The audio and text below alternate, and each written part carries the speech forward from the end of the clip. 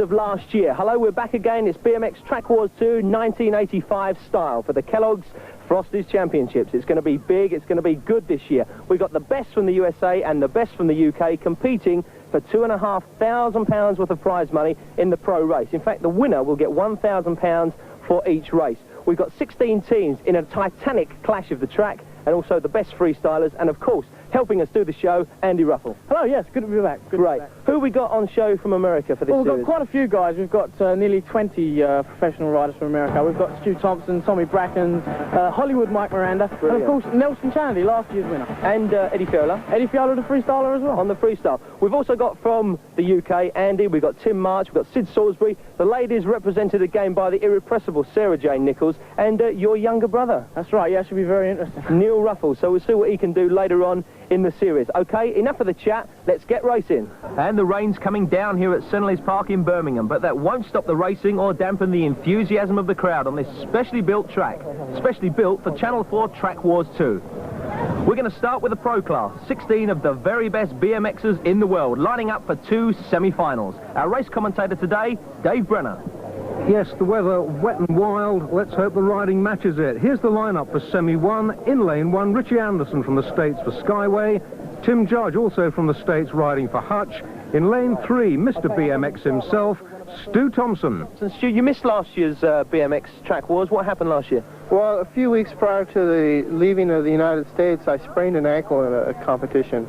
And so you're all fired up for this term, yeah? Yeah, pretty much. I've been looking all year for this race. Great. Well, the weather's not too good, but I think there could be some fireworks on the track. Well, yeah, I'll do the best I can, but it's going to be the same for everyone, so the track is okay.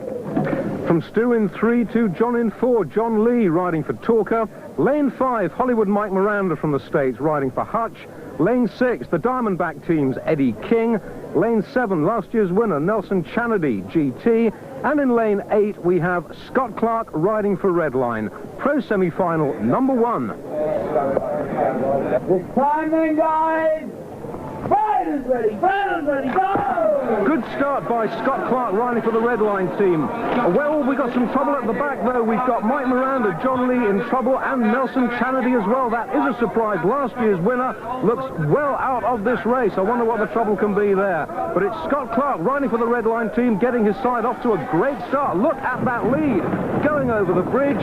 He's got 2 or 3 yards over Tim Judge in second place. Round that berm coming off the bridge. They've got to go under it in just a minute. Under the bridge goes Scott Clark, still holding that commanding lead over the field. Really, all he's got to do, barring disaster, stay on his bike to win. Coming up to the final whoops now. Over it safely, yes. Scott Clark, Redline first. Second place, Tim Judge for the Hutch team. Skyway's Richie Anderson third.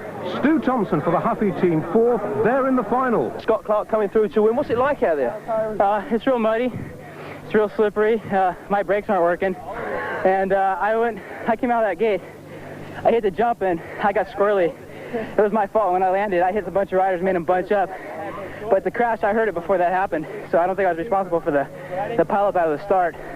There's nothing you can do if you're out in front, is there? No, the best thing to do is just get out in front and then hold your line. It's too hard to pass right here. If you try something, you might slide out and fall. So the gate start's real important today. Got Nelson Chanady with us. Nelson, bit of a tumble at the start? That's right. Chain snap. Why was that? Did you get tangled up out of the gate about 10 feet out of the gate, and it got really bad. King's bars are bent, and my chain fell off. I've never seen anything like it. Drama in semi-1. Time now for number 2. Okay, up at the start again, Anthony Sewell. Now, you're an American, right? And you're coming to live in Birmingham. That's right. Why is that? Well, it gave me a chance to do a little traveling for a little while, and presumably things go right, I'll be staying. Good. What do you think of this track today? Bit wet, but generally. A bit wet, but the course is pretty laid out pretty good. I like it. Anthony Sewell then in lane 1 riding for Wheels. Lane 2, that's Harry Leary, Diamondback. Lane 3, Sid Salisbury, SE Racing. In lane 4 for the GT team, Tommy Brackens. Lane 5, one of the Patterson brothers from the state, that's Brian, riding for Team Patterson. In lane 6, Geth Shooter, the promising youngster, riding for Redline. Lane 7, Gary Ellis, Team Huffy. And in lane 8, Tim March, MRD, and they're all his own too. Big surprise, no Andy Ruffle, he didn't make it. Pro semi-final number 2. Fighters ready, ready, go! Great start by Tommy Brackens for the GT team. He should come into this first speed jump first. He does, but it's Geth Shooter. This could be a surprise in second place.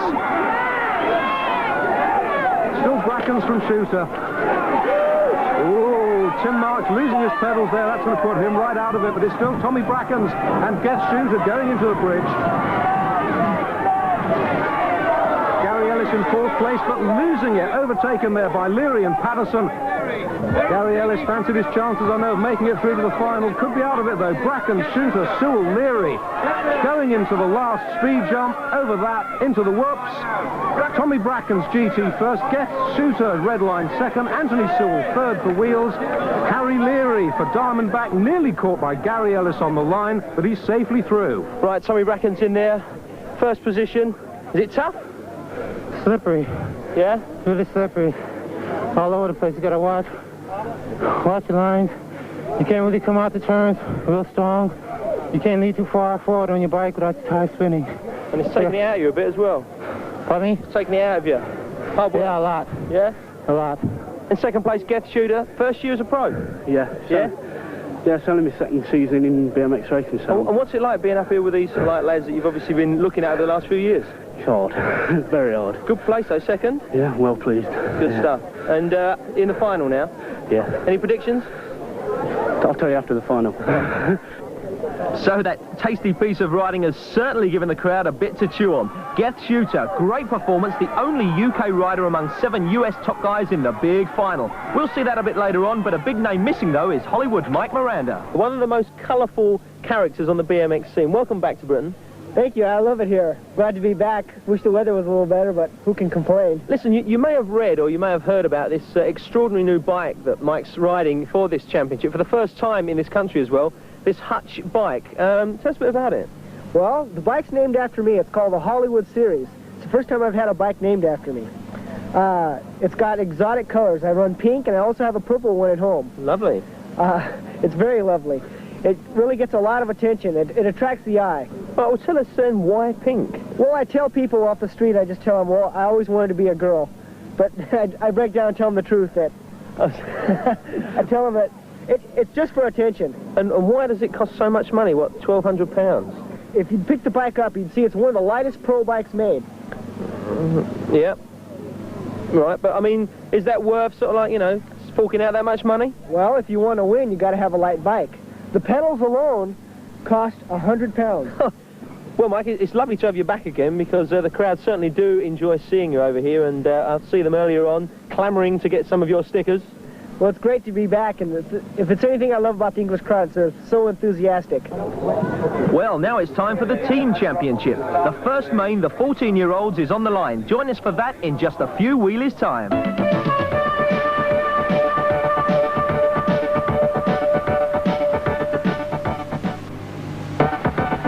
With the action and the 14's main, that's the lineup. Wayne Llewellyn, Team Amoco, lane 3. He's the one they're going to be gunning for, reigning European and UK champion. Look out for Andy Welch in 8, and Gary Chamlowitz, that's him, lane 7, riding for Red Line. That's his feet. Size 15, would you believe? Not a pretty sight. Get to the soul of it. Nearly ready for the off. Points counting for the Frosties Team Championship. Over to you then, Mr. Starter. It's time then! Fighters ready, go! Wayne Llewellyn, Paul Clarkson breaking first, going into that first speed jump. Llewellyn takes it first, Clarkson just behind him. You've got Derek Owen trying to come through on the inside, doesn't make it though. Still Llewellyn and Clarkson. With Steve Bell riding for Team Rebel third, Gary Chamlowitz, Red Line, fourth place. But look at Llewellyn go over that bridge. This is really aggressive riding from the reigning UK and European champion. Coming a blitzer off the top of the berm, that's Andy Welsh. What a surprise, not his day today. Still, Wayne Llewellyn, Paul Clarkson, Steve Bell, Gary Chamlowitz, the rest are nowhere. Look at those 4 leading by a street. Wayne Llewellyn over the final whoops, no problem, in a first place. Paul Clarkson, hotshot second, Steve Bell, Rebel third, Gary Chamlowitz, Red Line fourth. The race, though, firmly Wayne Llewellyn's. Okay, well, that's 8 points in the bag there for the Amoco team. Good start, yeah? Yeah, very good start, you know, like, you know, we want to win, really. It's very wet. Any tips on how you can, you know, take those corners and jump those jumps?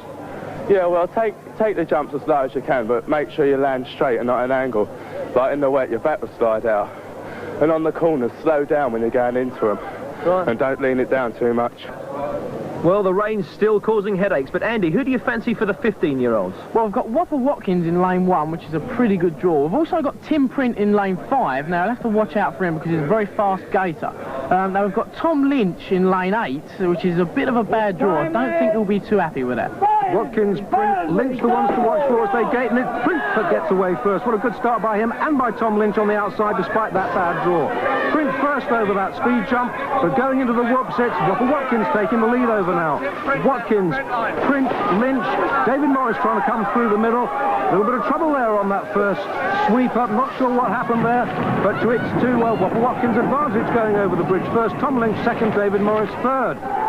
Oh, did you see that? Tom Lynch nearly going into a broadie off that berm, nearly coming unstuck, but he recovers well, amazingly. Keeps second place, but it's Whopper Watkins in the lead. This race looks in the bag now. No, it isn't. He's left the door open, and it's Tom Lynch coming through on the inside. Lynch takes it, Watkins second, Morris third, Hill fourth. But what happened back on the hill earlier? Here it is again, Dave Morris, elbows, naughty boy. Ref will have something to say about that.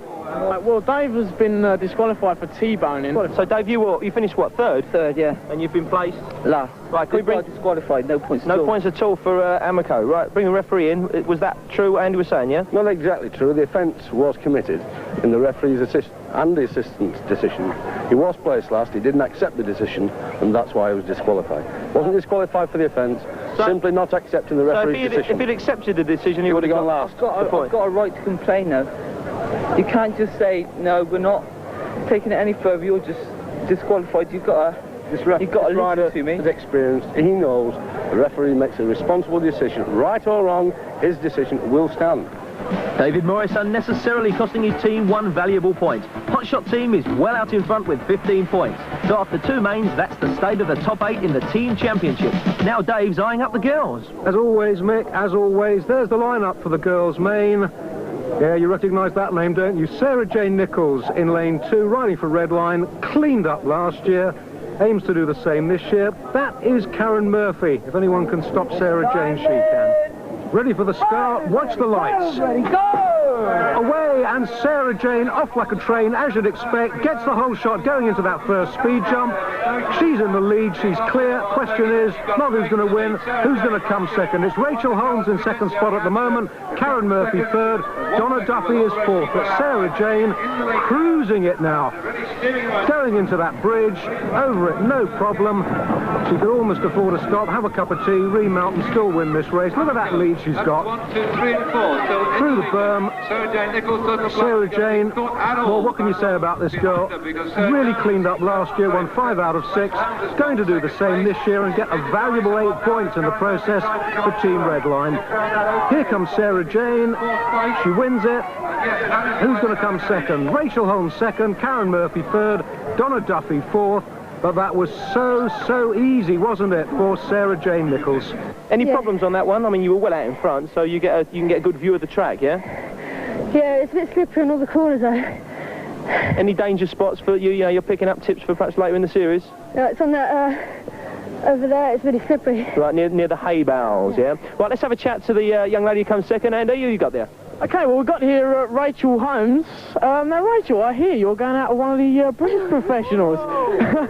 So, with Geoff Shooter now, has he been giving you any tips? Because you're riding pretty well today. A few, but not really, no. Oh, I see. So, so how do you think your performance? Pretty good? Yeah, quite good, please. Yeah, very pleased. So, Rachel's performance moves JMC Rainbow into 4th place, but Hotshot and Redline share the lead. Okay, something you may have heard because of the Kelloggs Championships is team poaching. Richard, go on, tell us something a bit about that. The thing that went this year, I suppose, that caused the most furore was, of course, the move from Amico Mongoose of Andy Ruffle to Raleigh. Yeah. Nobody's ever quite revealed what figures were involved, but it sounded like it was getting up into the football transfer market. Really? Yeah. And any other big names taking the transfer? Well, you've seen some of the American riders. If you go back to last year's Kellogg's, Mike Miranda was riding for Talker. He's now moved to Hutch. Do they not actually have contracts, though, or is it just like an unwritten agreement? Well, there are contracts, and sometimes people try to hold people to the contract, and sometimes they don't. Probably the sort of most interesting sort of controversy on the circuit at the moment is the absence of Stu Diggins, who was on the rally team and decided that he didn't want to stay there. A lot of people think that Stu actually threw up a very good contract that was certainly worth a four-figure sum, which is for somebody still at school, isn't bad going. Is it good for BMX as a whole, do you reckon, when all these dealings, some undercover dealings taking place? I think it's good. Last year we probably had a handful of riders who were making a living from BMX. This year I think the numbers are probably sort of up to 30 or 40. OK, back to the track. Let's see the 16-year-olds earn their points. And remember that going into this race, Hotshot and Redline, top of the points table, 17 points apiece. That's Darren Stock. He won his class last year, out to do the same this year. Let's see how he can make out. It's time then, guys! Riders ready, go! Stock, along with all the other lads, off to a good start. Stock rising first over that jump, but Darren Wood squeezed like a grape right out of this race. Darren Stock, Halford's first place, Nigel Murphy second, Dale Goodwin third, John Stockwell fourth. Darren Stock cleaned up last year. I wonder if he's going to do the same this year, opening up a big lead like Sarah Jane Nichols did in the last race. Question is, who's going to come second, third and fourth? Well, no question about who's going to come first. That's Darren Stock out under the bridge, a considerable lead, a good 10-15 yards over the rest of the field. Darren Stock cruising for the line now. Who's going to come second or third? Dale Goodwin trying to get through on the outside. I think Nigel Murphy, yes, Nigel Murphy holds on for second. Dale Goodwin third, John Stockwell fourth, but an easy win for Darren Stock. So Hotshot now clear leaders.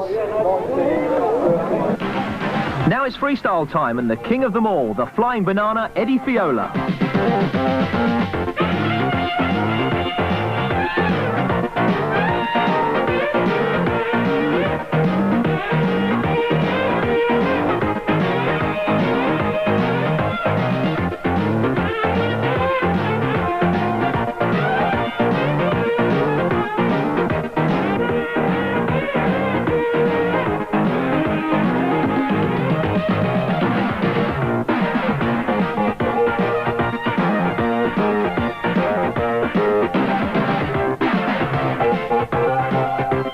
Eddie Fiola leads the most impressive lineup of world freestylers ever assembled in the UK. See them in action next week. So from the reigning freestyle champ to a reigning track, time for the superclass. And water lineup we've got for you in this, the last team points race of the afternoon. That's Harvey Monkton in one, but the man to watch, very definitely Gary Llewellyn, Team Amoco. Llewellyn's brother, of course, Wayne, already won the 14's main this afternoon. Also watch out for Craig Schofield. He's Andy Ruffles' teammate with the Raleigh outfit. Ready, go! Good break by Gary Llewellyn, Simmons, Schofield and Gray all up there with him. Over that, it's tight. Going into the whoops. Who's come a blitzer on that? It's Tony Holland. He's down, clash with Harvey Monkton there, but still Llewellyn with it, with Schofield in second place, driving on for the bridge now. Llewellyn and Schofield, these two keenest rivals in Superclass, but what has happened to Craig Schofield? Got into a Broadie going off that bridge there. Paul Gray overtakes him, goes into second place, but still Gary Llewellyn with the pace as they go under the bridge now.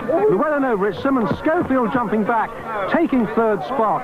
Llewellyn driving for the line now, Simmons trying to take him, Schofield third, Gray fourth. Can Simmons get through? No, Llewellyn just keeps his first place. On the line, Chris Simmons second, Craig Schofield third, Paul Gray fourth. That was the best race we've seen this afternoon.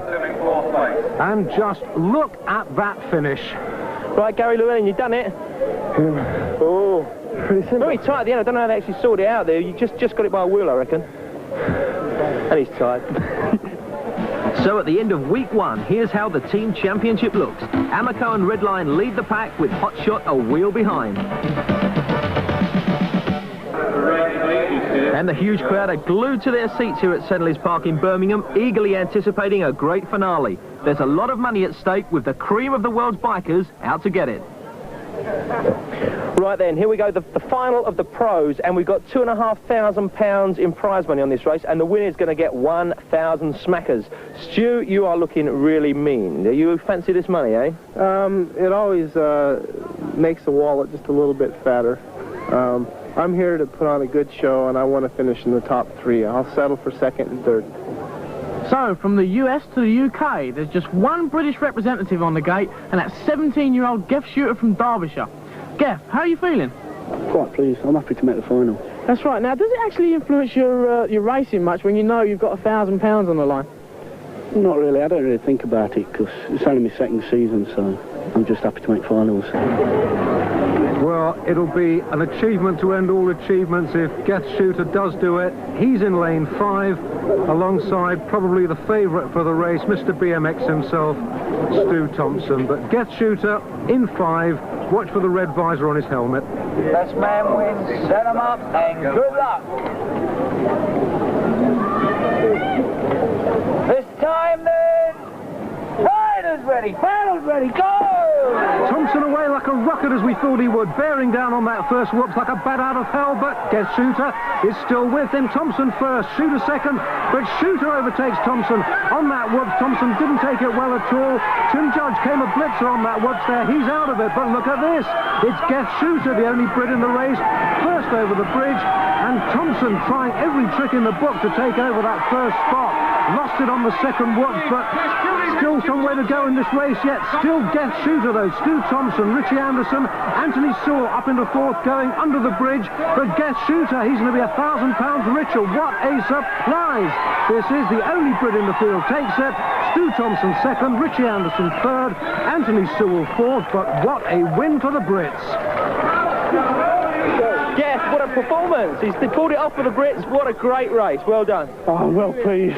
How about that? Sure. The crowd were going absolutely berserk in the stand over there, and the teammates are going absolutely potty. Andy, what a race. Yeah? Totally excellent, yeah. Very unexpected. I mean, Geoff just got out of that gate and went for it, held his own, and now he's won it. Excellent. I mean, you pulled out. I think your mum and dad's coming in as well, are they? What do you reckon about that then, Mum? Oh, brilliant. Brilliant. And I think his girlfriend's coming over as well. Here she is. Oh, God. Censored. So at the end of round 1 of Track Wars, a Brit leads the pro field. Geoff Shooter up at the top with 8 points, leading Stu Thompson and Richie Anderson. What a day.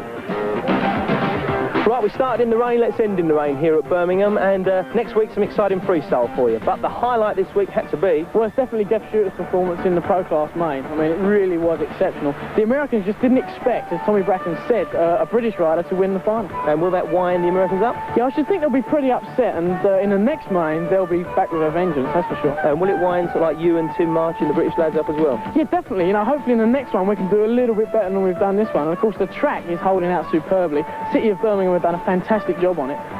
So if the track holds out like it is, it should be some very good races. Right, well, we're going to change slightly the Shanley Park track around for the next programme in Track Wars 2. So if you want to see something more exciting than this week, join us next week on Channel 4, 5 o'clock. See you then.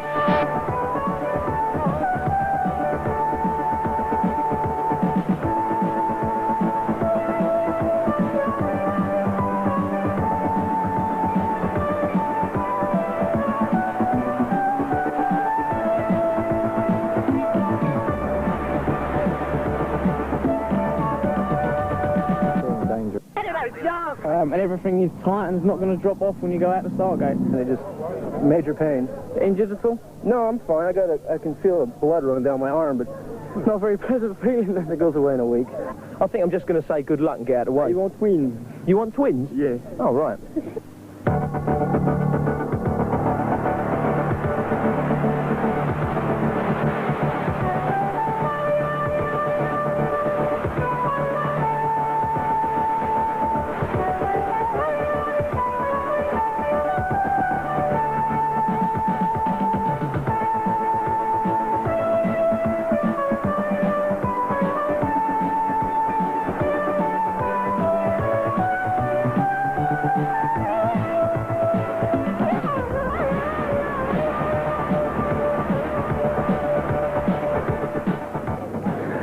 Welcome to round 2 of BMX Track Wars 2. We're at Shanley Park, Birmingham again, but the weather exactly the same as last week. Here's how the teams line up this week in their 1, 2, 3 from the points they won last week. In the lead team, Amico and Redline, they've got 24 points each, so they're joint number 1. In third place, the Hotshot team with 22, and Ruffles Rally team, they're in 6th position at the moment. So let's start with the first race in the team championship, the 14-year-olds. In spite of the cold and the rain, there's a great crowd anticipating some hot action on the track. Your race commentator, Dave Brenner. Thanks, Mick. Afternoon all, and good afternoon to this gentleman, Wayne Llewellyn, winner of last week's race, British and European champion. Dreadful lane, though, lane 8. Here's the starter, Les Slater. It's time then!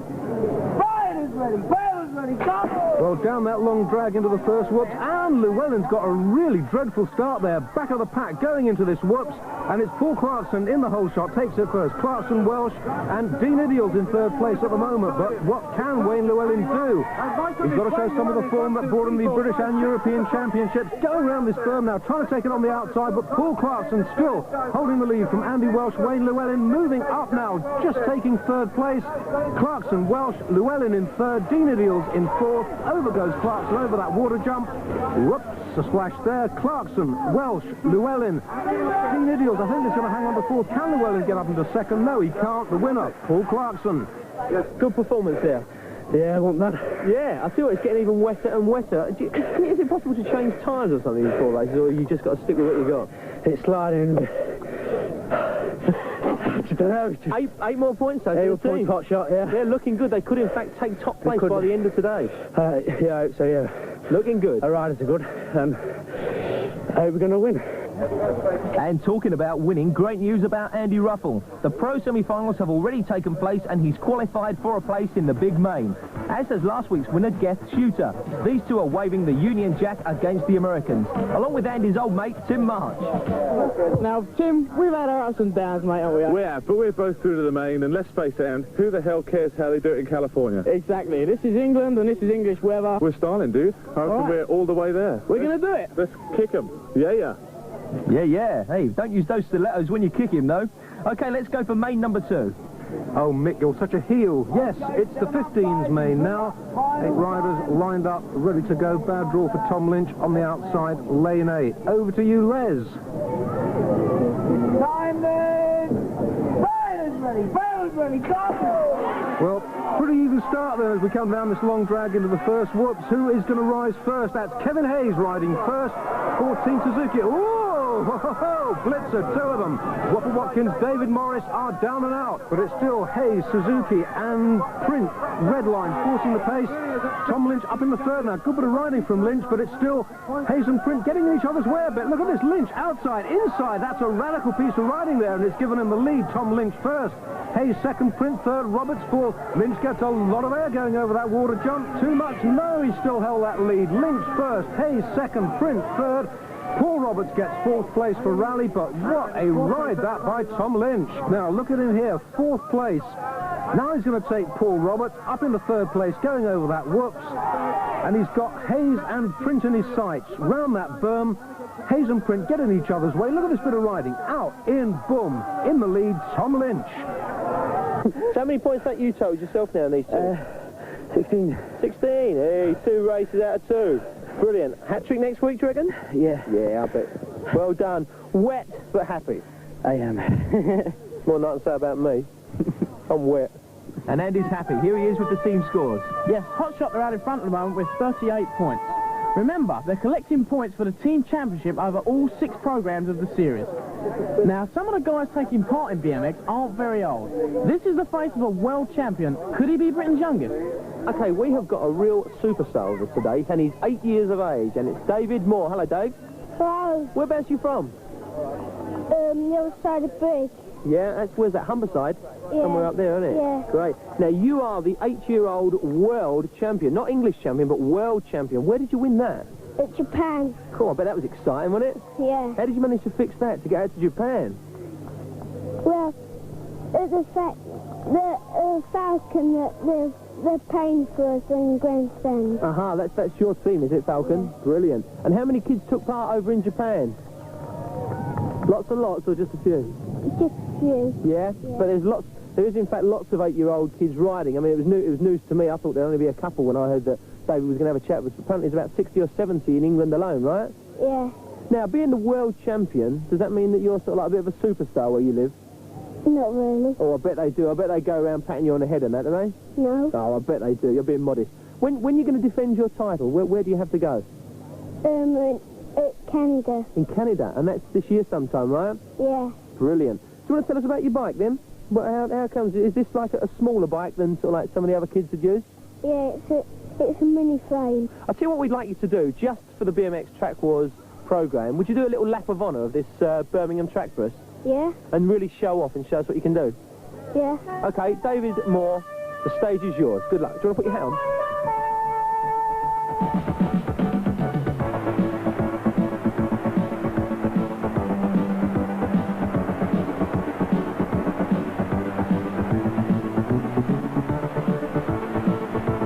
From an 8-year-old world champion, we focus on a 15-year-old European champion, Sarah Jane Nichols. And if you were with us last week, and if not, why not, you'll know that Sarah Jane won at a canter. 5 out of 6 she got last year, aiming to go one better this year. That's the lineup. Sarah Jane in 4, Rachel Holmes alongside her in 3.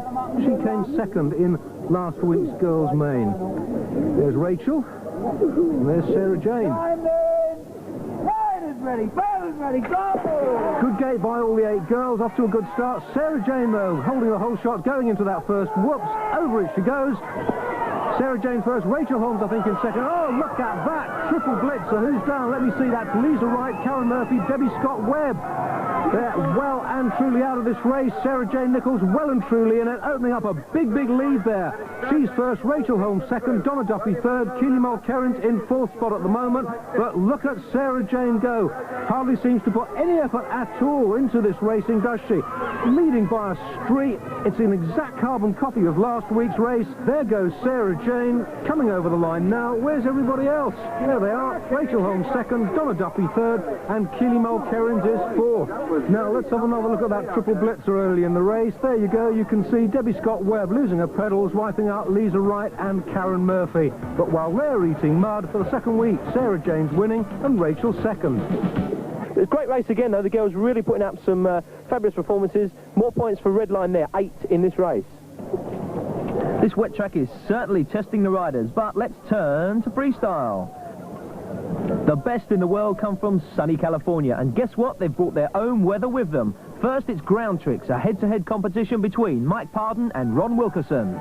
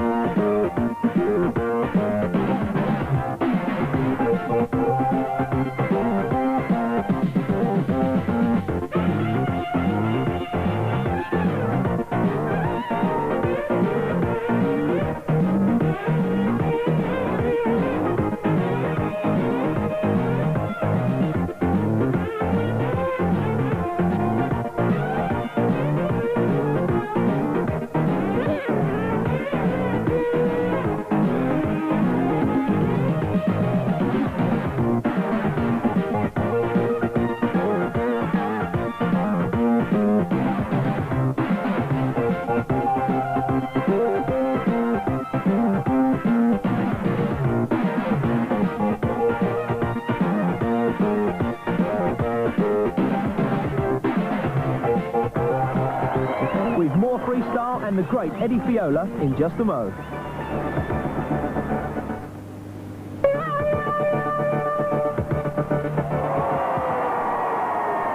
Right, second phase of the freestyle this week, featuring ramps and all the air these two can take.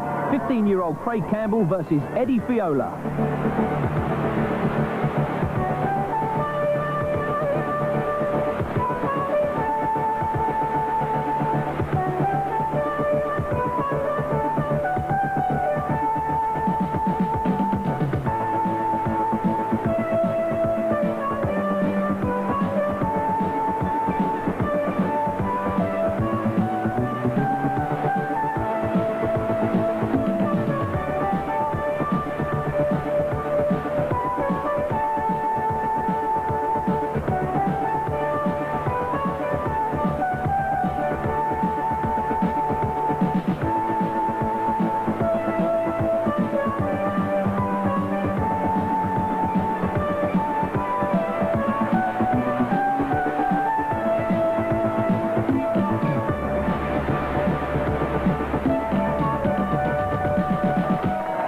technical freestyle, even better than last year. More of that next week.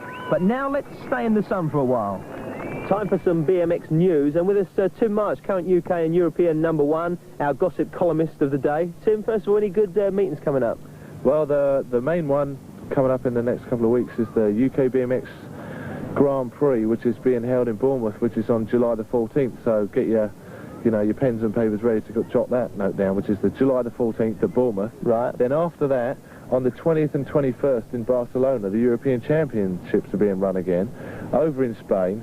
And Gary Llewellyn is currently leading the Superclass series in that, and he'll be going over there to hopefully wrap the thing up for England. That's great. That's good news. The World Championships are in August the 9th, 10th and 11th in Whistler, Canada, just in a ski resort just below, well, just on a ski resort just up there in the nice sunny weather. And there are going to be a lot of people going over there. Apparently I've heard some little whisperings that there'll be maybe some teams that are not going to go there. For what reasons, I don't know. Whether they're political or not, I've no idea.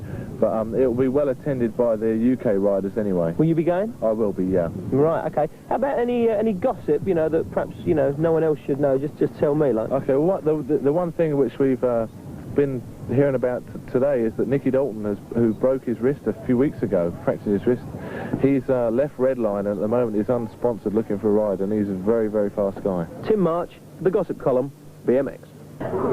Yeah, let's whip the shades off and get back to the mud, the rain, and the racing. Yes, I'm here with the racing in my thermal underwear. How come you always get the sun, Mick? I don't know, must be an answer somewhere. We're with the 16s main, and among the 8, Darren Stock, who won this race last week. Lined up, ready to go. Time then, guys! Riders ready, riders ready, go! A good gate by the 8, and let's see who gets the whole shot going into that first whoops. It's Steve Bigland for Team Rebel. He's first, Jason Duffy second, Darren Stock and Dale Goodwin. Three tied up at the front, Steve Bigland from Jason Duffy. You can see that Rebel strip very easily to identify that of Steve Bigland. Who came a blitzer there? That was Darren Wood out of this race. Steve Bigland still holding the lead though. Jason Duffy trying to take him on the inside. Yes, he does take him. Steve Bigland into second place now, but it's Jason Duffy, Fulton forcing the pace. Jason Duffy first, Steve Bigland second, and Darren Stock, last week's winner, in third place. Fourth is Dale Goodwin, but it's Jason that's beaten the field and the mud. Well, check out Darren Wood here out on the track. He's doing a bit of breakdancing there. That's not the thing you should do in a BMX race, riding for Team Rally. Anyway, 8 points for Jason Duffy, but it's not quite enough to place his team in the top 8. No. Now, his sister also rides. In fact, there are several related riders competing in BMX. What's it like having racing in this, BMX racing with your sister in a similar kind of game? It's all right. It can be helpful when you're training, but sometimes you get blown knocking each other off. Yeah. Have you ever beaten him? I don't mean beating him up. I mean beating him on the bike. No. Have you ever tried? Yeah. Right. And do you race for the same team? No. So you're Falcon and you're Hutch. Hutch. Right. Now then, let's move on from the Duffys to the Llewellyns. You haven't got a Di Llewellyn in your family, have you? No. Right. So you're Gary. And you're Wayne. And you're the older one? Yeah. How old are you? 17. And you are 15. Right. So do you race each other, like not serious, but just as in any training? Well, we have done at open meetings, raced each other. And who's come out on top? Me. Oh, here we go. He's gonna have you tonight. Well, how do you manage to find all the money for all these bikes and all the gear? Oh, well, we're sponsored by a factory team. Oh, yeah? Yeah. But obviously when you started off you weren't sponsored, so who raised the money for the bikes and the gear? My mum. He's trying to wind you up, isn't he? She started off buying me a bike, and I don't think she bought him one. No, I wouldn't have. Anyway, so you two are doing well. Let's move on to the last couple. By the way, we'll have a chat with Neil and Andy Ruffle a little bit later in the series. Now, here we've got... Rachel. And? Dale. Rachel and Dale. Holmes. Holmes. What an ideal name. Now, how long have you been riding? About 2 years. 2 years. And you? About 4. Right, now, I'll ask the similar question again. Do you race each other at all for fun? Yeah, sometimes. Sometimes, in practicing, but we don't race each other in meetings or anything. Right, now he's not listening. Is he any good? Just all right, yeah. He's pretty good, yeah. Right, now she's not listening. Is she any good? No. Oh, here we go. That's going to start. She can't? jump. She can't jump? No. Right, whereabouts are you two from, anyway? Nottingham. And whereabouts are you from? Nottingham. Ooh, amazing coincidence, eh, Mick? You booked yourself a place in the water jump at the end of the show. But looking to avoid that jump, the riders in the Superclass mains at the top of the track. That's Gary Llewellyn. Heard from him just a moment or so ago. Alongside him in lane 3, Chris Simmons, Team GT. He's been out of the sport for some little while now. But you're back in BMXing, but you've been biking of other sorts over the last few months, That's right, I've been doing mountain biking. Right, what's a mountain bike? Well, a mountain bike is well, it's a big version of one of these. It's got 26-inch wheels and 18 gears, so you can go up like any kind of hill. Right, brakes? Yeah, you've got cantilever brakes, which are brakes that are welded to the frame, which give you a lot more power than, say, a caliper, which is on one of these. And what do you prefer, mountain biking or BMXing? I like it both. Yeah? I think they're great. Did you win anything while you were mountain yeah, I biking? did 2 races. I did one down in Kent and one at Wendover, and I won those. That's a silly question, but do you have to go up a mountain for it, or could you do it on just like anything that looks a bit rocky Yeah, and you hilly? can do it, and, you know, they race on BMX tracks sometimes. Right, well, you're a winner on the mountain bikes. Let's see if you're a winner on the BMX. Good luck. Yeah, good luck indeed, Chris. He's in lane 3. Alongside him, Gary Llewellyn, last week's winner. All right, then. Superclass mains. Pilot's ready, go! And it's Gary Llewellyn once again, superbly gazing. He's going to get the whole shot going into that first whoops. Up, over. Gary Llewellyn first, Team Amoco. Craig Schofield second. These two have been battling it out throughout the season. Llewellyn first, Schofield second. Nicky Matthews, Suzuki third. Nick Priest, Hot Wheels, trying to make up ground there in 4th place. Well, it's Llewellyn first, Schofield second. Schofield trying to take him on the inside, but Llewellyn closes the door on him safely. Llewellyn should have this sewn up now. Craig Schofield battling to get back, but I think he lost his chance there. He had it there for the taking, but he blew that chance. Llewellyn first, Schofield second, Matthews third, Nick Priest is 4th. Just look at that. That's when Schofield nearly took Llewellyn, but he blew it. Right, Gary and Craig pulled that out right from the start, 1 and 2. Great finish. Did you were you in doubt there with him creeping out the back? Yeah, on the first straight, I thought he had it, but then he just wobbled a bit on the inside. I thought you might have taken him on that final jump over there, Craig, because he got very close in the air. Yeah, I went for an attack there, and just as I come over, the hellbows were right in front of me. I didn't realise they were there. So I had to slip in behind Gary, which lost me a bit of traction, so I tried my hardest, I just couldn't get him. But it was a good race to see. Rally 7 points, Amoco 8 points, but Hot Shots still lead that table on 46 points. Now, Sunglasses out again. Earlier in the week, I managed to catch up with one of the best US pros. A very familiar face to BMX TV viewers is Nelson Shanley, last year's Kelloggs champion. Welcome back. Thank you. It's good to be back. What did you make of last year's tournament? Did you enjoy it? It was great. I'm glad. In fact, I'm glad it turned into some muddy races because I did really good in the mud. Lots of the kids over here who looking at the BMX magazines. Obviously now you're the number 1 as far as they're concerned because you won it last year. How are you going to attack this year's competition? Basically the same way. Try to get good starts and be conservative because these guys, especially in the mud. A lot of these guys tend to overshoot the turns, you know, and I run front brakes, and that helps a lot. Just mainly get the start and proceed with caution. So a question I'd really like to know is you've got something written on the top of your bum, Interceptor. What's that all about? Well, in the States, I own a Honda VF 750F. That sounds very big. Yeah, and very fast. And in the States, they call them the Interceptors. And that's basically where I got the name from. That's one of my favorite hobbies is sport riding motorcycles. Nelson obviously practicing too much caution, for he hasn't made this week's Pro Main, the one we've all been waiting for. The big race with the big names with the big money. £2,500 riding on this, onto the pros. Let's talk to Andy up now. Let's not talk to Andy. You get on with it this time. Let's have a chat with Brian Patterson. Haven't spoken to you this series, Brian. How you feeling, all right? Pretty good. Yeah? Yep. We got the same weather as last time, though. Yeah. I guess it's the same for everyone, though. It's pretty slippery, but, you know, if you don't spin out of the gate, hopefully you can do pretty decent. Right, well, you've got to do pretty decent today because it's £1,000 for the winner, first past the post. Good luck to you. Thank you. Here's the lineup for the Pro Main men. Brian Patterson, Team Patterson, US Lane 1. Oh, looks familiar, can't place the name. Lane 2. Lane 3, the judge, Tim Judge, US, Team Hutch. Anthony Sewell, US, Team Wheels. Tommy Brackens, GT, also from the States. Gary Ellis, another American, Team Huffy. Tim March. Hello, Tim. March Racing Development from the UK. Guest shooter last week's winner, Red Line, also UK. 5 Yanks, 3 Brits then, including Andy Russell in 2. And on the way first time, Tommy Brackens, the best skater in the business, gets a flyer. He's going to rise first, along with Patterson and Ellis going over that first whoop.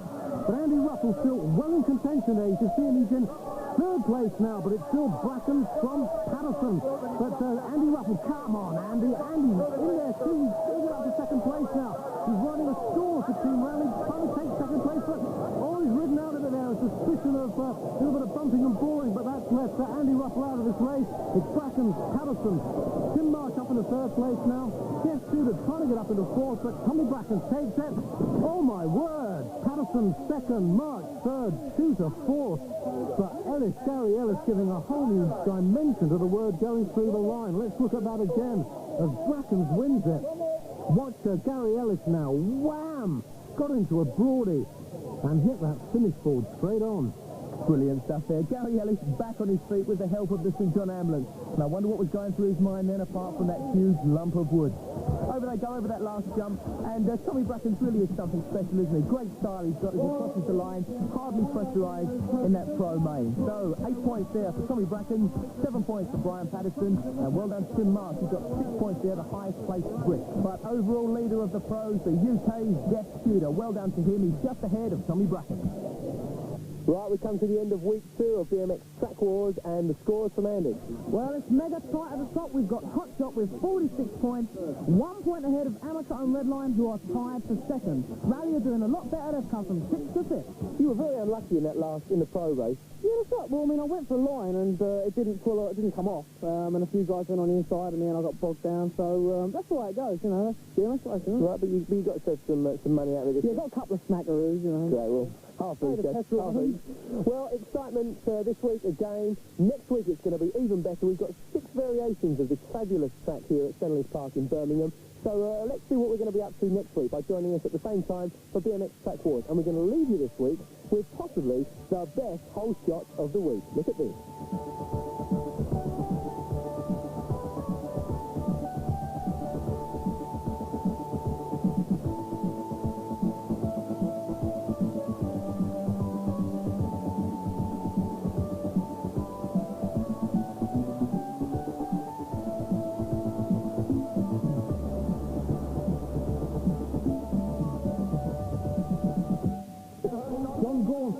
David Morris, Tom Lincoln trouble there. That's left John Gorn, Watkins, Morris in the clear.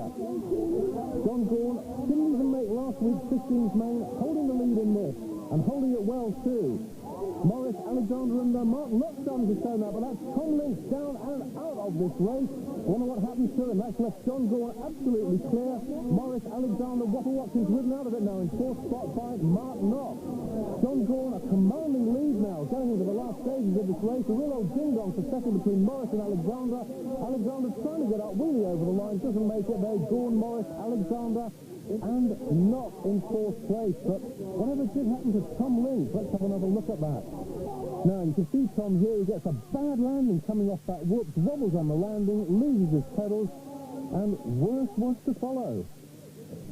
Right, Tom, tell us your story of that little tumble. I think they might feel just be pushed out in the first turn on the triples. It's always the same, isn't it? When you talk to someone at the start and we say, yeah, he's leading his group and he comes and goes and falls off. Happened last year as well. Oh, well. I'll tell you what I promise, and I won't ever talk to you again at the top. Okay, thank you. Yeah, I think I know what he really means. Well, the girls' main has already happened, and who do you think won? Yeah, no prizes, Sarah Jane Nichols. So this is how the teams stand at the moment.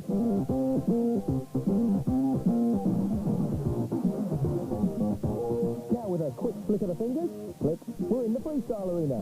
First, ramp tricks, and it's Brian Blyther from California against Andy Ruffles' brother Neil. First one looking for air is Brian Blyther.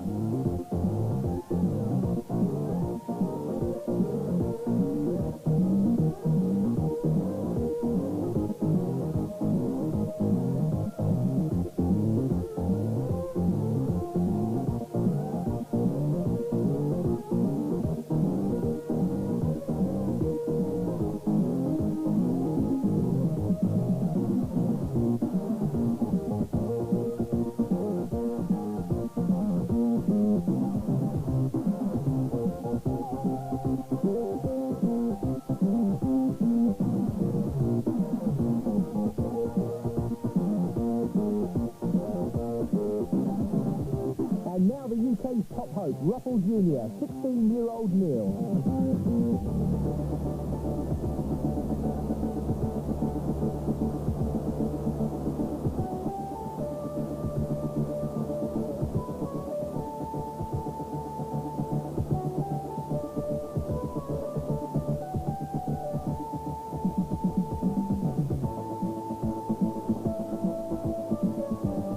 Marks and mega air for both flyers. The 4 top-scoring freestylers will be contesting the semi-final in 2 weeks' time. But don't go away, trick fans. There's more to come later in this program.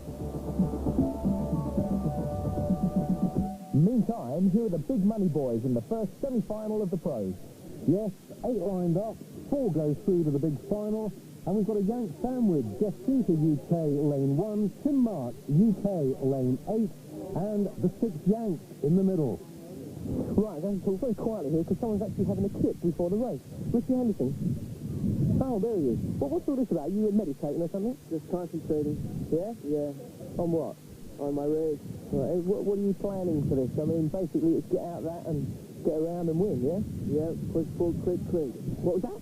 Push, pull, click, click. Yes, that's my sentence entirely, in fact. So that's your plans for the race. Push, push, click, click. And from that, let's start the race. Okay, set them up, guys. Good luck.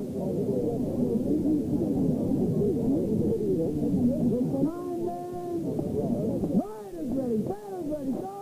And that's a really good gate by the 8 guys. Let's see who gets the whole shot going into that first whoop kick. Steve Thompson from Scott Clark. It's Thompson, Clark, Miranda, March, and Jeff Shooter's been wiped out. That's a real surprise, but it's Thompson and Clark holding the lead now. Mike Miranda third, and Richie Anderson taking marks in that tight hairpin going up onto the bridge.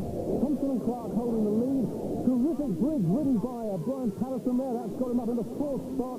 It's Thompson, Clark, Miranda, Patterson, a real old ding-dong to 3rd and 4th now. You can see that. Patterson and Miranda absolutely neck and neck, but Patterson just takes Miranda going over that final walk. Patterson 3rd, Miranda 4th. The winner though, Steve Thompson, 2nd, Scott Clark. But a real disaster for the Brits. Tim Marsh, after that good start, finishing 7th. Jeff Shooter was top of the leaderboard, wiped out. 4 Americans through to the final, but missing out 2 of the Brits. What happened there, Tim Marsh? I don't know, I just got a good start. I pulled lane 8 for the draw of the semi-final. Got a good start right on the outside. Went into the 4th, then around the first turn. Tried to get up the 3rd, make myself a little bit safer, and I just got stuck from the inside going into that turn before the bridge. You know, I shouldn't lose a little bit of my power. I guess chicken pox and BMX don't mix too well. Yeah, you've got chicken pox, you can spot that a mile off. Right, Jeff Shooter, winner of the first pro final, blows out in that one. What happened? Well, I got a decent gate and I was like 2nd or 3rd, and I just hit the triples and flew everywhere. That's very dodgy, that triple. Yeah, very. Hey, he just came over at 1 foot and I couldn't keep it on. So. That is right. Yeah. The next semi-final, will we get a Brit through? Well, Andy Ruffle's all fired up and ready to go, so join us for the 2nd pro semi-final in just a couple of mo's.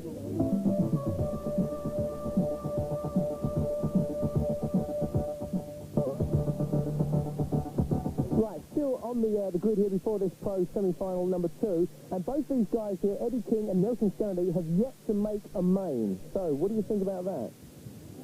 Well, the conditions are a little drier today than what they were before, so hopefully things will change. This is more up your street, is it? Definitely. Great. And Nelson, a real surprise, obviously, you know, here is the defending Kelloggs champ. You know, what you got to say for yourself? I'm mad. I mean, I'm really depressed about the situation, but I'll do good. I can see you coming through with a burst near the end. Yeah. My problems have been in the semis. I've been doing good in the motos, and this is where my problems are, but that's in the past. Right, well, you've got to do your stuff now. Okay. Here we go. Well, conditions really couldn't be better for the Yanks, including Nelson Kennedy. Fast and dry, but we're pinning our hopes on Jamie Vince in 3, Sid Salisbury in 8, and of course, Andy Ruffle in lane 5. Also in this pro semi-final, Tommy Brackens, who won last week, the best skater in the business. Let's see if he can do it again. Time then. Riders ready. Batters ready. Go! And another really awesome awesome gate by Tommy Brackens. He's going to get the whole shot by a sprig going into that whoop. Easy. Brackens first, Ellis second, Eddie King third, and Harry Leary fourth. This is the sort of race that Eddie King wanted. It's still Tommy Brackens holding the lead, though. Oh, disaster! Eddie King out, blocks Nelson Kennedy as well. Tommy Brackens, though, still holding a commanding lead going over that bridge. Gary Ellis second, Harry Leary third. Good news, it's Andy Ruffle in fourth spot and Jamie Vince in 5. Ruffle 4, Vince 5 for the UK, but it's Tommy Brackens, Gary Ellis, Harry Leary 1, 2, 3 for America, Andy Ruffle 4, and Jamie Vince for the UK 5. The top 4 go through, but what happened to King and Kennedy? We can see it again here. Oh dear, Eddie wiped out, blocks Kennedy, out. Right at the top of the hill, we had a chat to these two, Nelson Kennedy, Eddie King, and you still haven't made that main. What's this jinx you've got with the semis? Just a lot of bad luck. It's just, I don't know. I can't explain it. It's weird, isn't it? I mean, every time the semis come up, you go off. Eddie, you're looking a bit sick. As the old proverbial parrot. Agony of defeat. Agony of defeat? Definitely. But I'm not giving up yet. There's still 3 more races, and, you know, when I make the main, I'll be happy. I think we could be writing a whole new medical book here. You know, we've had major pain, and now we've got agony of the feet. Well, these are the main guys. And they're going to rest defeats before the final, while we take a quick flip back to the freestyle arena. Competing this time, UK's youngest Craig Campbell against the great Eddie Fiola. Go for it, gang.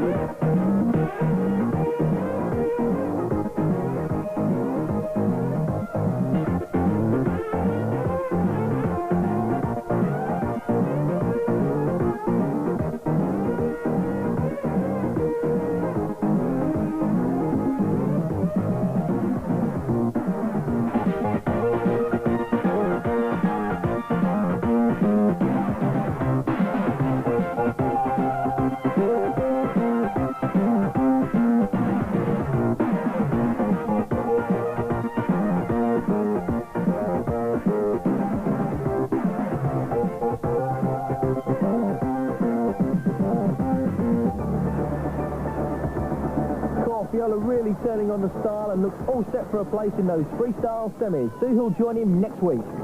Meanwhile, back at the track, the action's about to start and the sun's still beating down. Well, makes a change from the rain, doesn't it, Mick? Yes, we got the 16s main.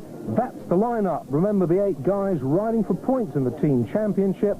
The winner gets 8, and the 8th bloke gets 1. Riders ready, paddlers ready, go! Got away, and it's Darren Stock, I think. Yes, Darren Stock going to get the whole shot going into that first whoop. Steve Bigland second, but disaster for David Barnsby, wiped out of this race. Darren Stock first, Steve Bigland second, Chris Wilsby, Team Talker third, Dale Goodwin Suzuki in 4th spot. It's still Darren Stock, though, with a big lead going over this bridge into that left-hand berm. Takes it a bit high, but Darren Stock, he came 3rd last week, but he's going to win this week. Darren Stock first, Steve Bigland second, Chris Wilsby 3rd, Dale Goodwin, Team Suzuki 4th. Dale came 4th last week, he's going to come 4th this week. But it's Darren Stock wins it, Steve Bigland 2nd, Chris Wilsby 3rd, Dale Goodwin 4th place. Let's have a look what happened to David Barnsby. That tricky triple whoops claims another victim. Darren Stock cleaning up there, points on the door for Halford. Well done. Thanks a lot. It's hard. You're tired? Oh, yeah. Is it a lot harder riding on this more dustier surface than you found in the rain last week? Today it's a lot faster. The bikes don't dig in as much and we can go pedal a lot easier. And what's the points on this track to watch out for?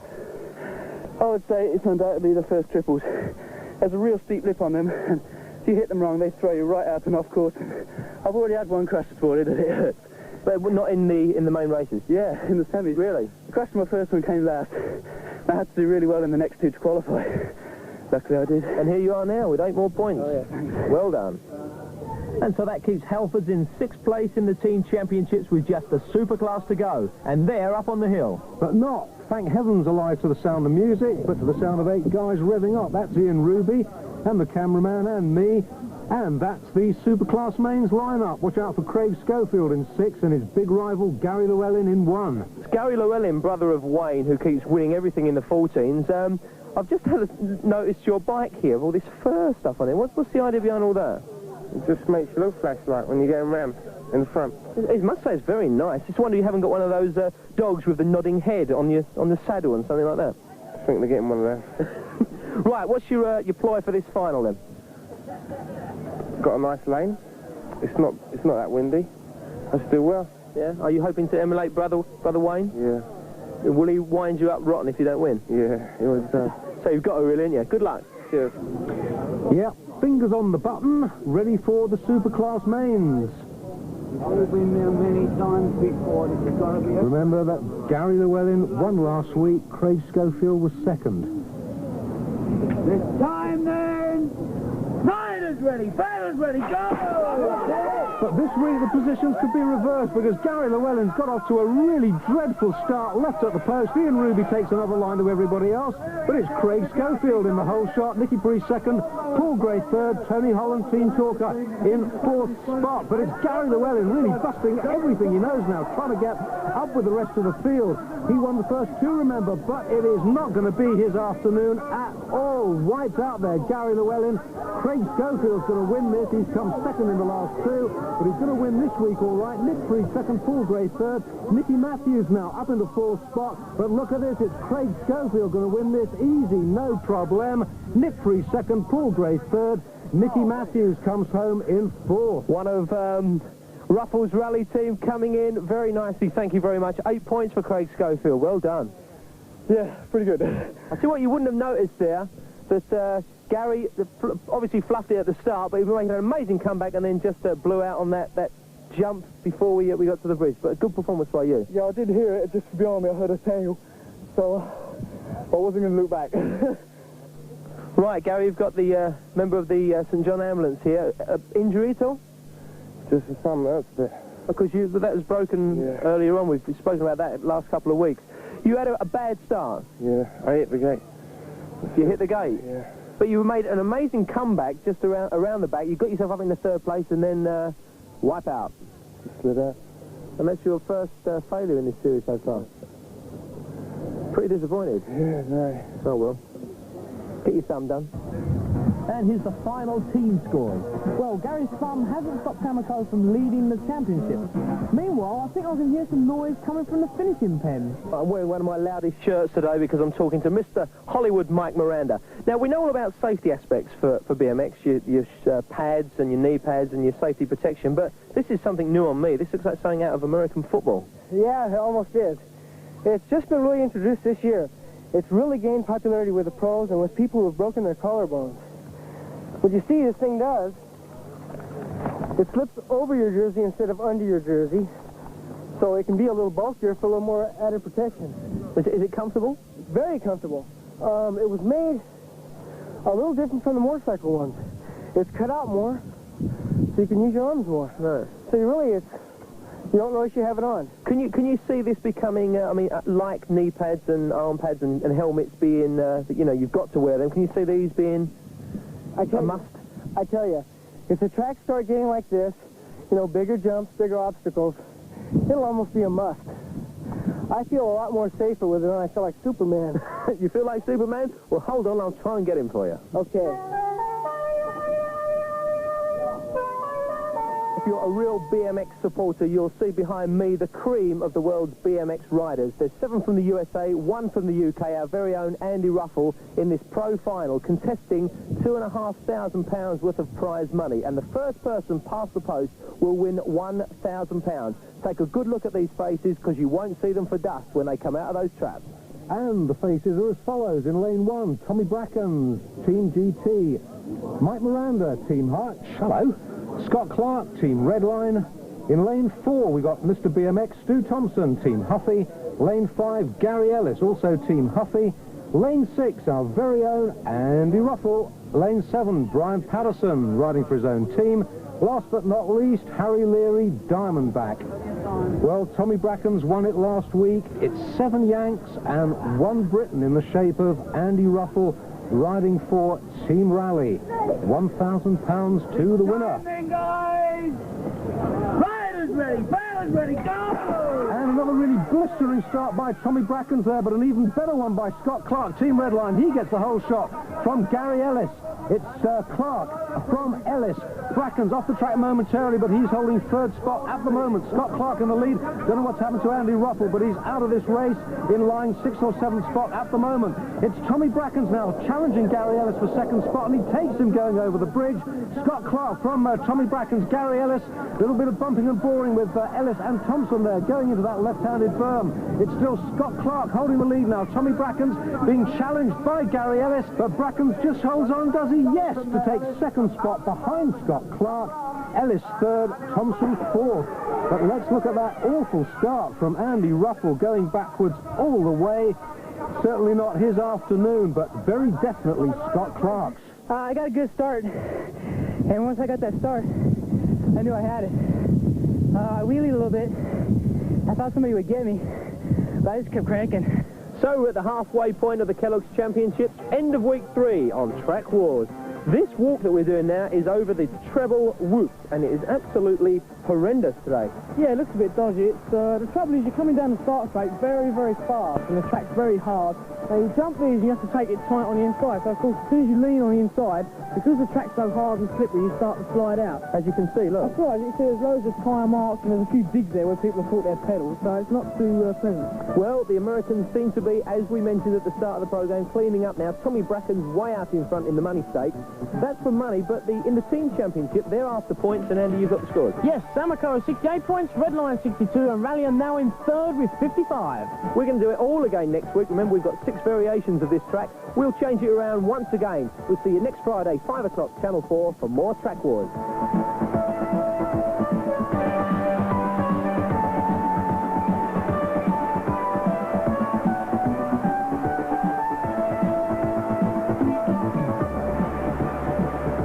Blood running down my arm, but it's not very pleasant feeling that it goes away in a week. I think I'm just going to say good luck and get out of the way. You want twins? You want twins? Yes. Oh, right.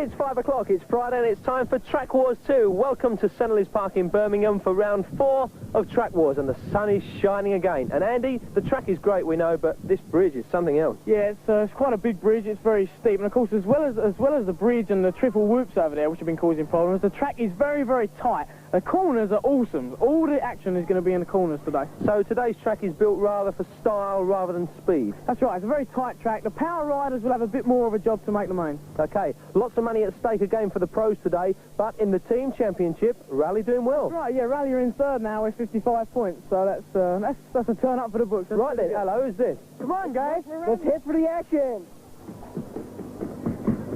Strange person. Yes, you can say that again.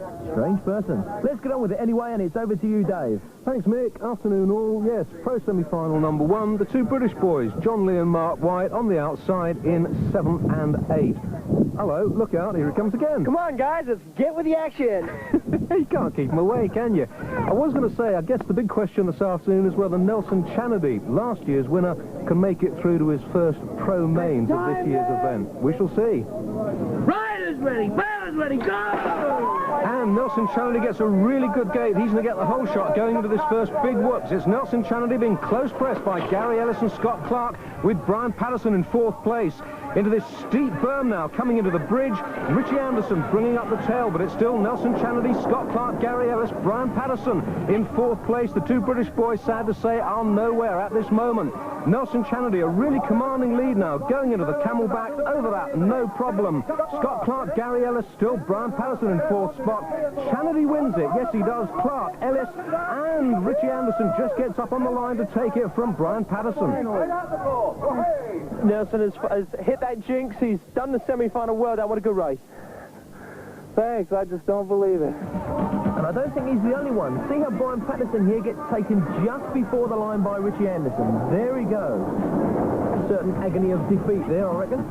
Well, no Brit from the first semi, but with 4 in the next, you must surely get at least 1 through to the main. Yeah, fingers crossed, Mick. We've got 4 of our big guns going. But that's Tommy Brackens, last week's runner-up, Team GT. Alongside him, Tim March from the UK, Eddie King, Team Diamondback. And we come to Sid Salisbury, another of the home lads. Stu Thompson, Mr. BMX. Our own Andy Ruffle in the Team Riley strip. And alongside him, Death Shooter, who won the very first pro mains of the series. And then Harry Leary, Diamondback. All right then, 8 good men and true, ready for the off. It's time then! Riders ready, bailers ready, go!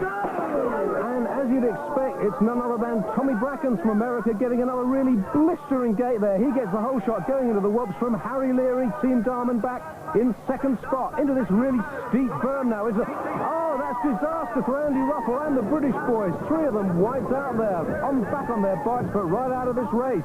Tommy Brackens, Harry Leary. This is going to be an American 1, 2, 3, 4, unless Sid Salisbury can do something remarkable. I don't think he's going to, though. It's Tommy Brackens, Harry Leary, Eddie King, and in 4th spot, it's Stu Thompson with Sid Salisbury in 5th place. Well, disaster, as we can see now, for Andy Ruffle. He was lying in 4th spot. He came a blitzer. There you go, off that steep berm, and blocked Death Shooter and Tim March. Disaster for the Brits. Anything to say about that track now? It's changed slightly. What, you know, any difference? It's not different, just slippery. It's been slippery all day. Yeah, but you come out there like a bullet, and you was over that first jump really well. Somebody beat me out the gate on the outside, but luckily I had the inside position. Right, so Tommy Brackens, the man in form at the moment, going home first, and it looks like it's going to be an All-American final. Yes, very disappointing, but these fast tracks have really shown us how good the Yanks are. Well, I've got no doubt that Andy and the rest of the Brits will come again. This is the 14's main. No Yanks in this, but we do have Wayne Llewellyn, the reigning British and European champion.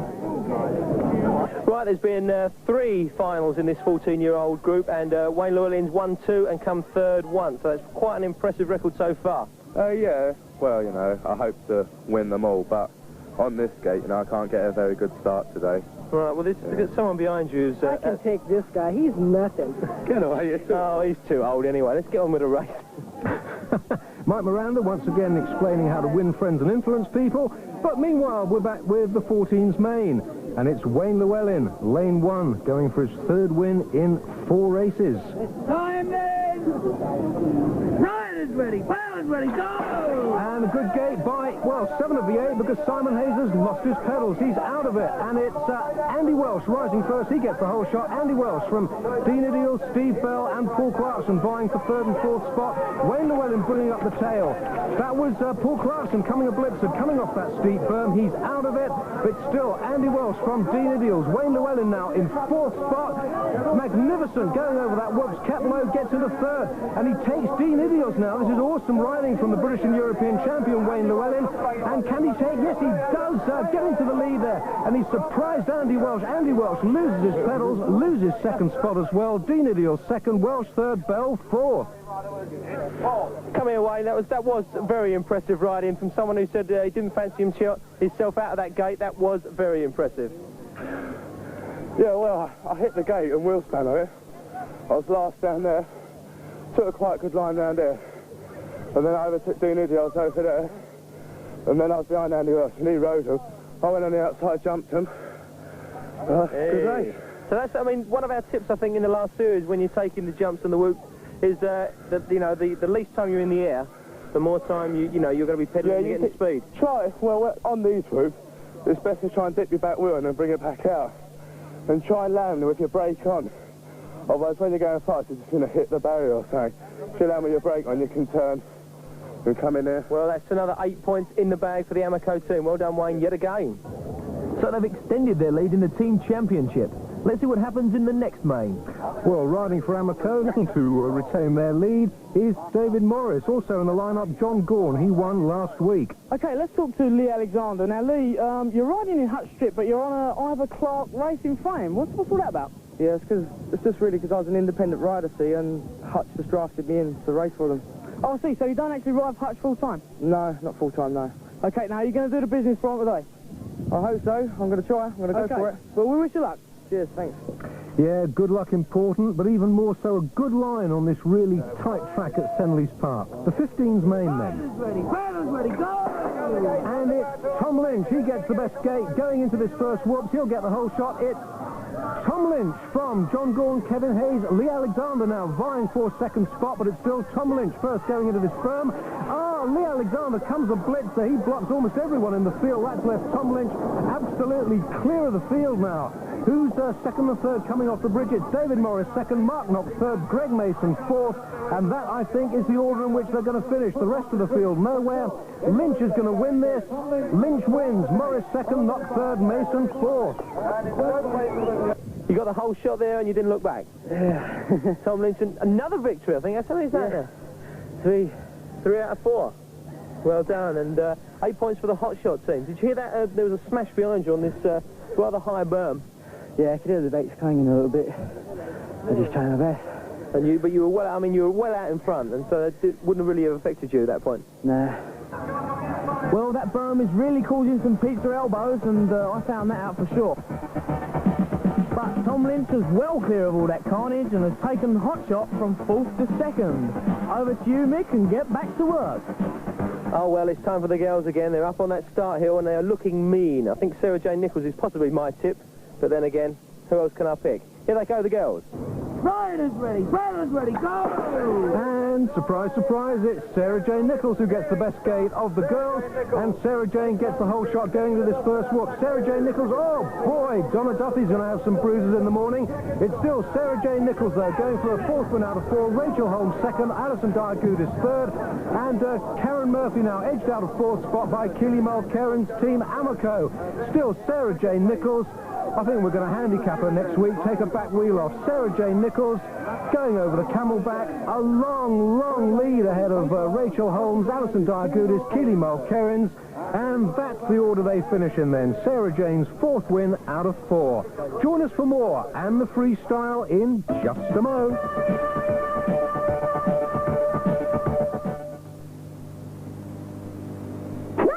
Tony, cost the packet? Nope, just the special packets of Frosties. And look at all the extras. Extras? A free magazine, all about me, of course, and a magical card. There, great. Tony's free car, magazine, a magical card, all for 4 tokens from Kelloggs Frosties. Look out for this sign. So this is it, the last of the freestyle quarterfinals. Today you'll see who'll go forward to the semis. Battling for possible places are Terry Jenkins from the UK and Dave Breed from the States.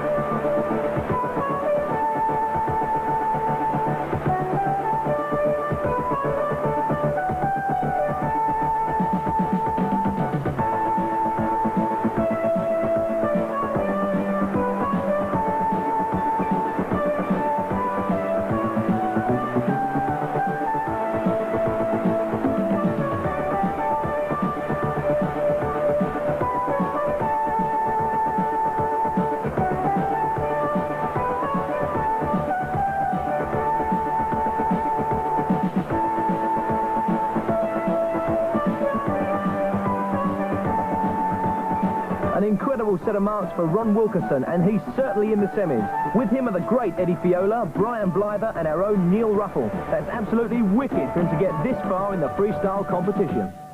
Yes, Neil's really ruffled them. Well, someone's got to fly the flag today.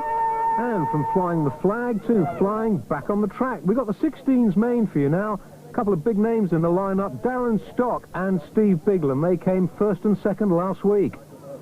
Right, Amico leading the team championship at the moment. With me is David Barmsby. Dave, how many mains have you made so far? I've made two out of the 3, and I just hope to go for this one. Right, so all looking good for Amico. Andy, you know that my tipping is so good. I was the only person in the place prepared to back Sarah Jane Nichols to win the girls' race. Well, that's right. Well, you are a betting man, obviously. Okay, well, I've got Ian Mason in lane 1 here. Now, Ian, you're in lane 1. Is that a good omen?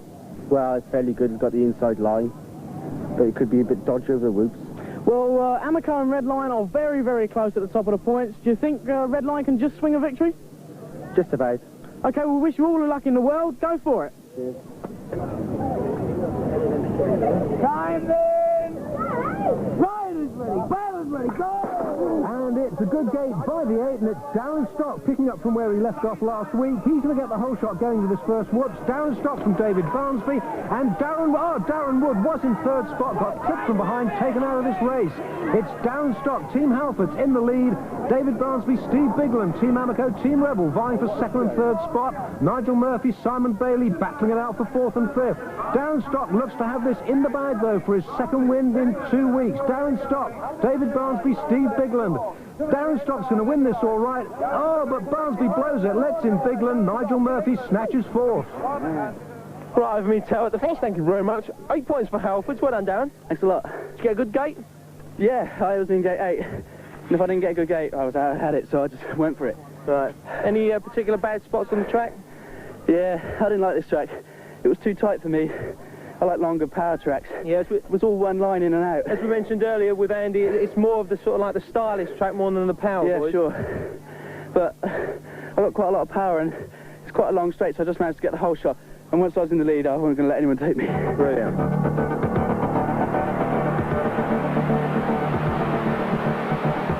But Amico are extending their lead.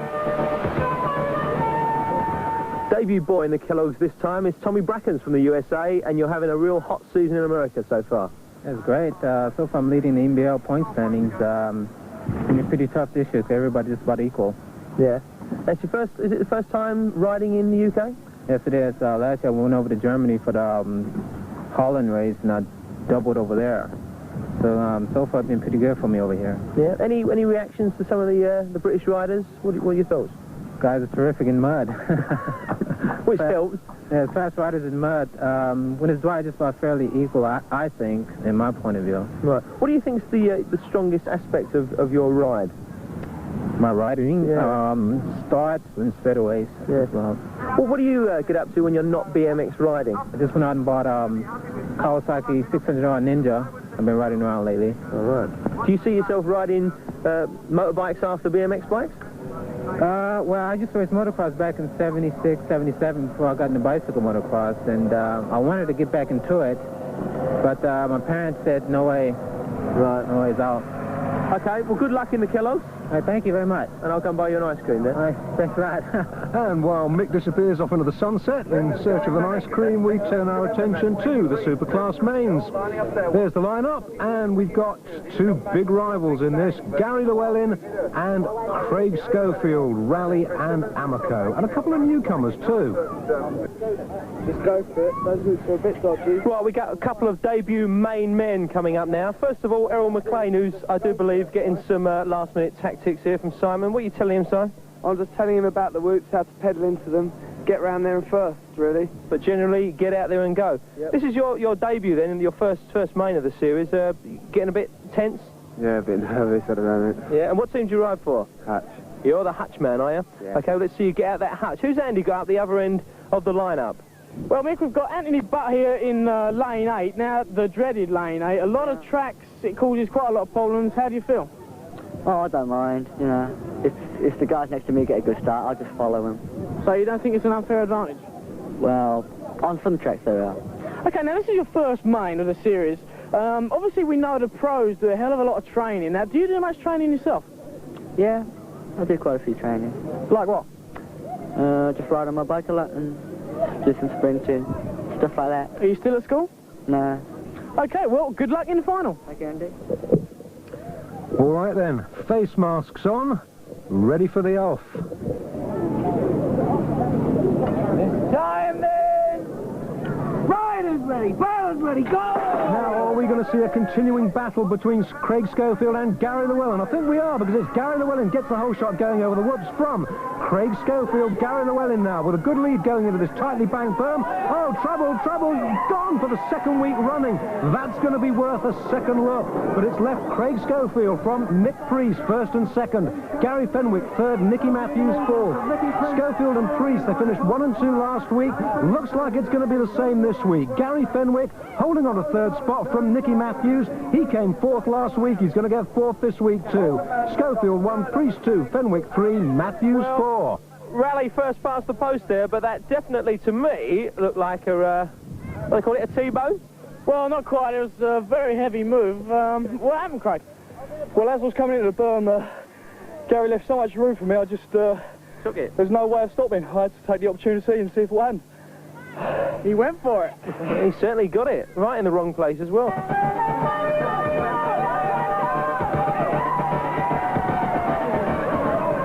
Well, one of the most successful riders in the series whacked out of it at that berm. Gary, what happened?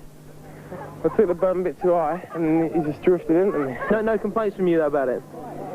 No. You'd like to, but you think no? No, I won't. That means that Rally have leapt from 4th to 2nd, but I wonder if anyone can catch Amico. Watch next week to find out. So this hard, dusty track has produced the first All-American Pro Main. The UK riders lost out either on that tight berm or were left eating dust. But at least Geoff Shooter's got some consolation. But I bet he wishes he was in the final, though. That's Eddie King. He's in lane 1. Alongside him, Scott Clark, last week's winner. In lane 3, fast asleep, Richie Anderson, Team Skyway. Lane 4, Stu Thompson, Mr. BMX, Team Huffy. Nelson Chanady making his first pro final of the series. Alongside him, Darth Vader. No, sorry, Harry Leary, Diamondback. Gary Ellis, Team Huffy. And last but not least, Tommy Brackens. £2,500 riding on this race, 1,000 smackers to the winner. And Andy, there's 8 Americans up there, not one British guy. What happened? Right. Yep, well, it's the first main of the series where we've had all Americans. Mike's laughing there, but, you know, we tried our hardest, but we didn't get through. Obviously, you know, they like the track, they like the weather, so they went for it. Well, Hollywood Mike Miranda then, 8 of your lads up there. Big question is, why aren't you one of the 8? Well, I don't know. It's my weather, my kind of track, my kind of gate. I guess things didn't go my way, though. Oh, well. It was really close between Andy and I. We fought all day long, and just in that last moto, he just nipped me at the line, so that's what it came down to. Well, let's put your neck on the line then now. Give us a winner out of that lot. Well, the way this gate goes, it's whoever has the inside line really counts. Personally, I'd have to go with either King or Clark. King or Clark? King or Clark. I don't want him to hear me. He doesn't want him to hear King or Clark. Straight from the horse's mouth. Let's see if he is right. Well, time will tell, Mick. Time will tell. It's the pro final.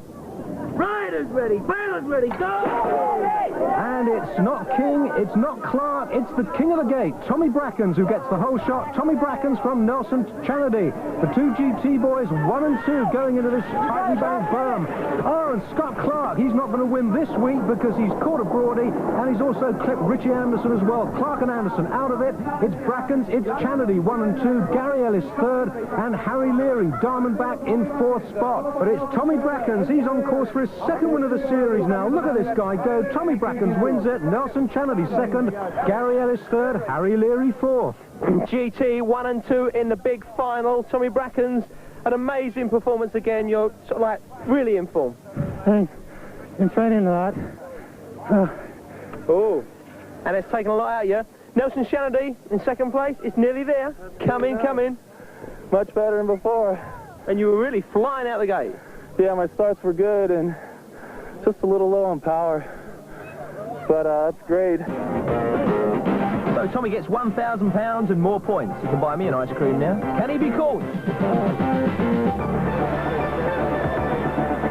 the sun's been shining all day and we've had some very, very hot riding on this track. And Andy, the track definitely suiting the Americans now. Yeah, well, it suited everybody, really, and everybody likes a bit of decent weather. The British rider, I'm disappointed the British riders didn't get through, especially myself, obviously.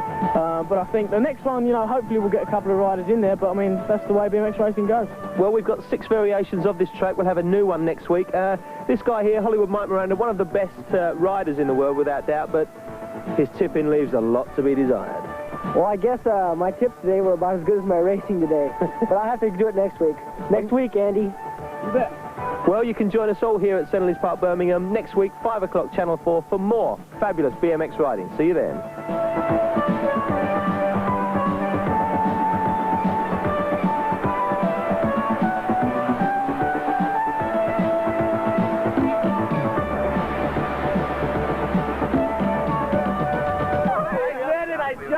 And everything is tight and it's not going to drop off when you go out the start gate. And it just major pain. Injured at all? No, I'm fine. I can feel the blood running down my arm, but it's not very pleasant feeling if it goes away in a week. I think I'm just going to say good luck and get out of the way. You want twins? You want twins? Yeah. Oh, right.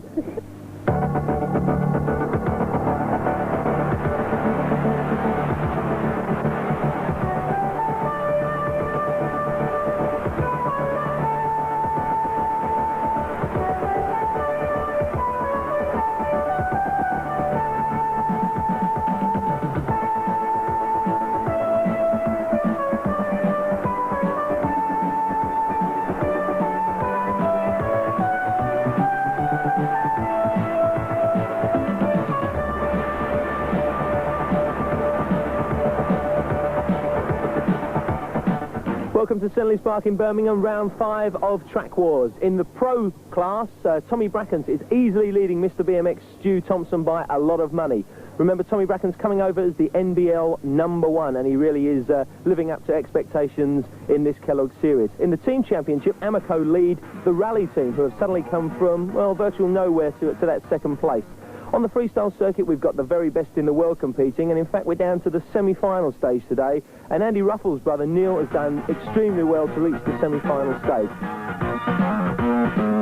And we'll see the fabulous freestylers a bit later on. Now, the sun's baked the track hard this week, and we're going to start with the semi-finals of the pro class. Andy Ruffles in the first semi-final, and he's brought his fan club with him. I can hear it now. Ruffle, ruffle, ruffle. Get it? Dave Brenner's got the race lineup. And that's the man himself, Andy Ruffle, who, of course, lives near Barking. And that's the lineup for pro semi-final #1. 5 UK guys. We've got to get one into the final. The bad news, though, we've got the 1, 2 and 3 from the pro mains last week. Ready, go!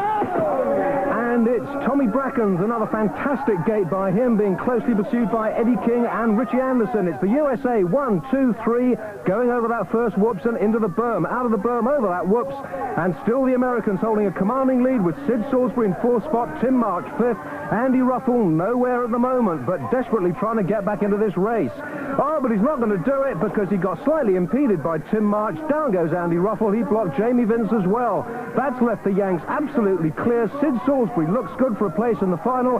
He's in 4th spot, but Tim March just gets up to take him on the line. Brackens, King, Anderson, 1, 2, 3. Tim March in 4th spot. But Ruffle's woes continue. Tim March loses it slightly. Down goes Andy. He blocks Jamie Vince.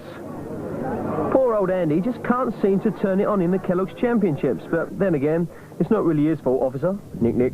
Proceeding in a southerly direction, 8 Yanks in pro semi-final #2. The first 4 qualify for the final.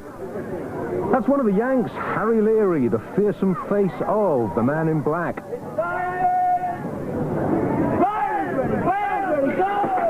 It's a pretty even gate by the 8. Let's see who gets the whole shot. It's going to be Stu Thompson from, Gary Ellis in 2nd place, but a really spectacular blitzer there by Scott Clark. It's the 2 Huffy boys. Ellis first from Stu Thompson. Stu Thompson takes that triple whoops really well. That gets in the lead. It's Thompson from Ellis. Harry Leary 3rd. Mike Miranda being taken now by Anthony Sewell. Anthony Sewell up in the 4th spot, but it's the 2 Huffy boys. Thompson and Ellis 1 and 2. Leary in 3rd place, Anthony Sewell 4, Mike Miranda 5.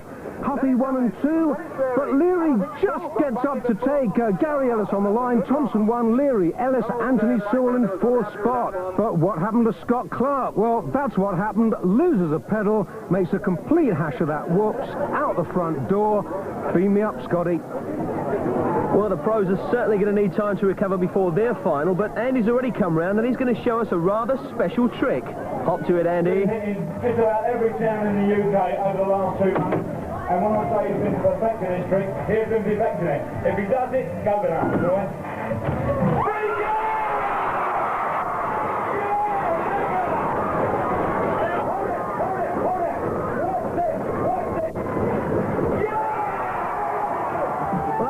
It took me quite a long time to perfect this trick. The idea is to get up there and down without the back wheel touching the ramp. This is where you really find out the importance of a good front brake. And now we haven't thought of a name of this trick, so if you've got any suggestions, send them in.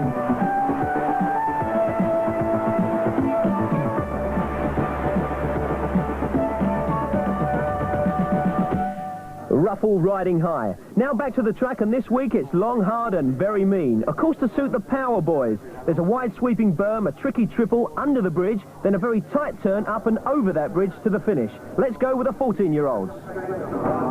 And that's the lineup in the 14's main, Mick. And in lane 5, we've got Wayne Llewellyn, Team Amoco, who's going for his 3rd win on the trot in this 14's main. That's Dean Idials in the rally strip. Alongside him, Nigel Kenning, Team GT.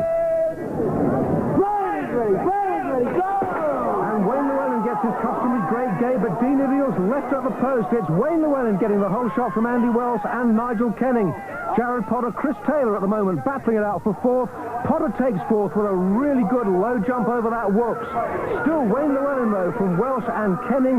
Potter in 4th spot. Llewellyn's got a big lead, about 10-15 metres as they go round that tight berm now.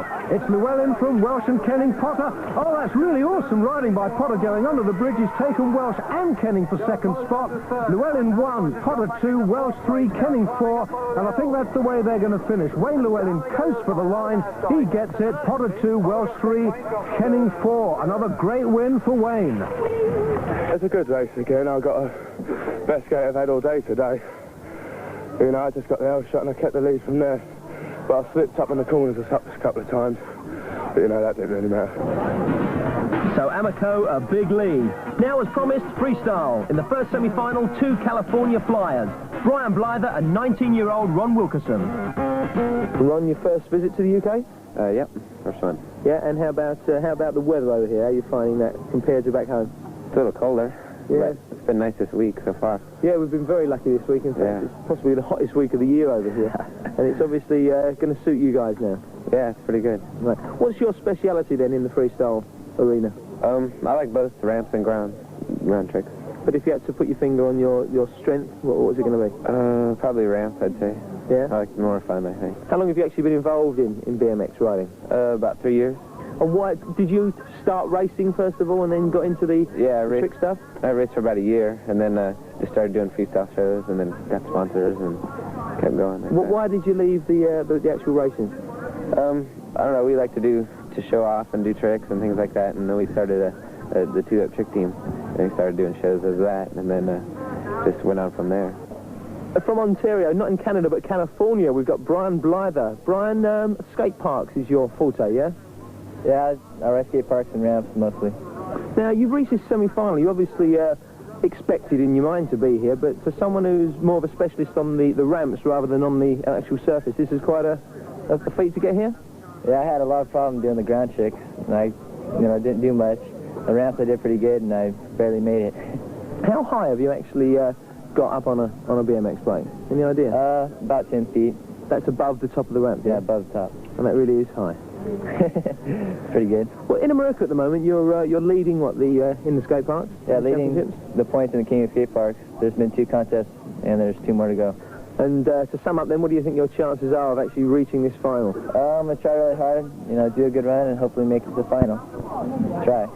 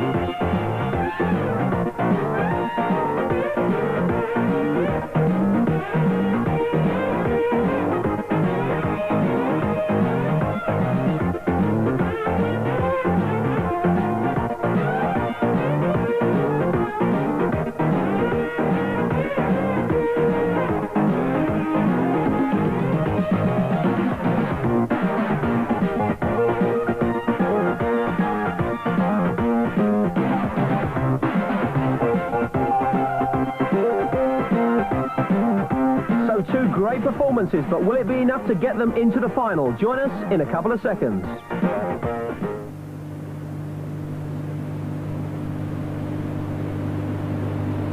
Nice motor, Tony. Cost a packet. Nope, just the special packets of Frosties.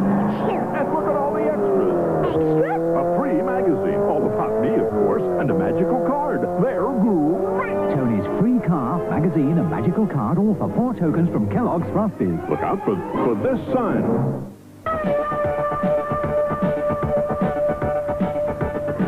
Well, through to the semi-final, inevitably, of the Kellogg's Freestyle Championship. Eddie Fiola, happy with your first performances? Yeah, I was really happy with it. Made it to the finals or the semi-finals, and I hope to do better in the finals. Right, well, the first thing we've got to ask you is last year we nicknamed you the Flying Banana because you're all in yellow. Suddenly it's all black. What's happened there? The yellow got dirty during a full month of touring.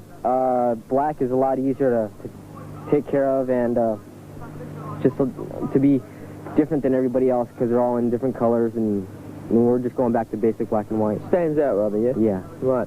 Now you've recently undertaken a UK tour and a European tour, I understand. How's that been going? It's been going really well. Big crowds. People have been enjoying it. We've been enjoying it. And it's been going really well. Well, last year it was basically you and Mike Dominguez fighting out the freestyle. This year, some of the British boys putting up quite a display. Right. Since then, freestyle has gotten bigger, and there's a lot more tricks now that have been invented. And it's just more competition for us, which is better, and we just do our best. So, the semi-finals consist of 3 Americans and 1 Brit, and our representative from Sunny Walthamstow is Neil Ruffle. Neil, surprised you got through? Yeah, pretty surprised, because I didn't do as well as I wanted to, but I got through, so I'm okay now. Okay. Now, being brother of Andy Ruffle, has he been a help or a hindrance to you? Well, it's pretty hard at the beginning, because I kind of had to live up to the Ruffle kind of name, and then I just got better and better. Here I am. So why didn't you race? Why the freestyle? Well, actually, I got into freestyle accidentally, because I was a racer at first, but getting to the races and stuff was too expensive. And so I just gradually fell into freestyle, and then I got sponsors, and it just got better and better.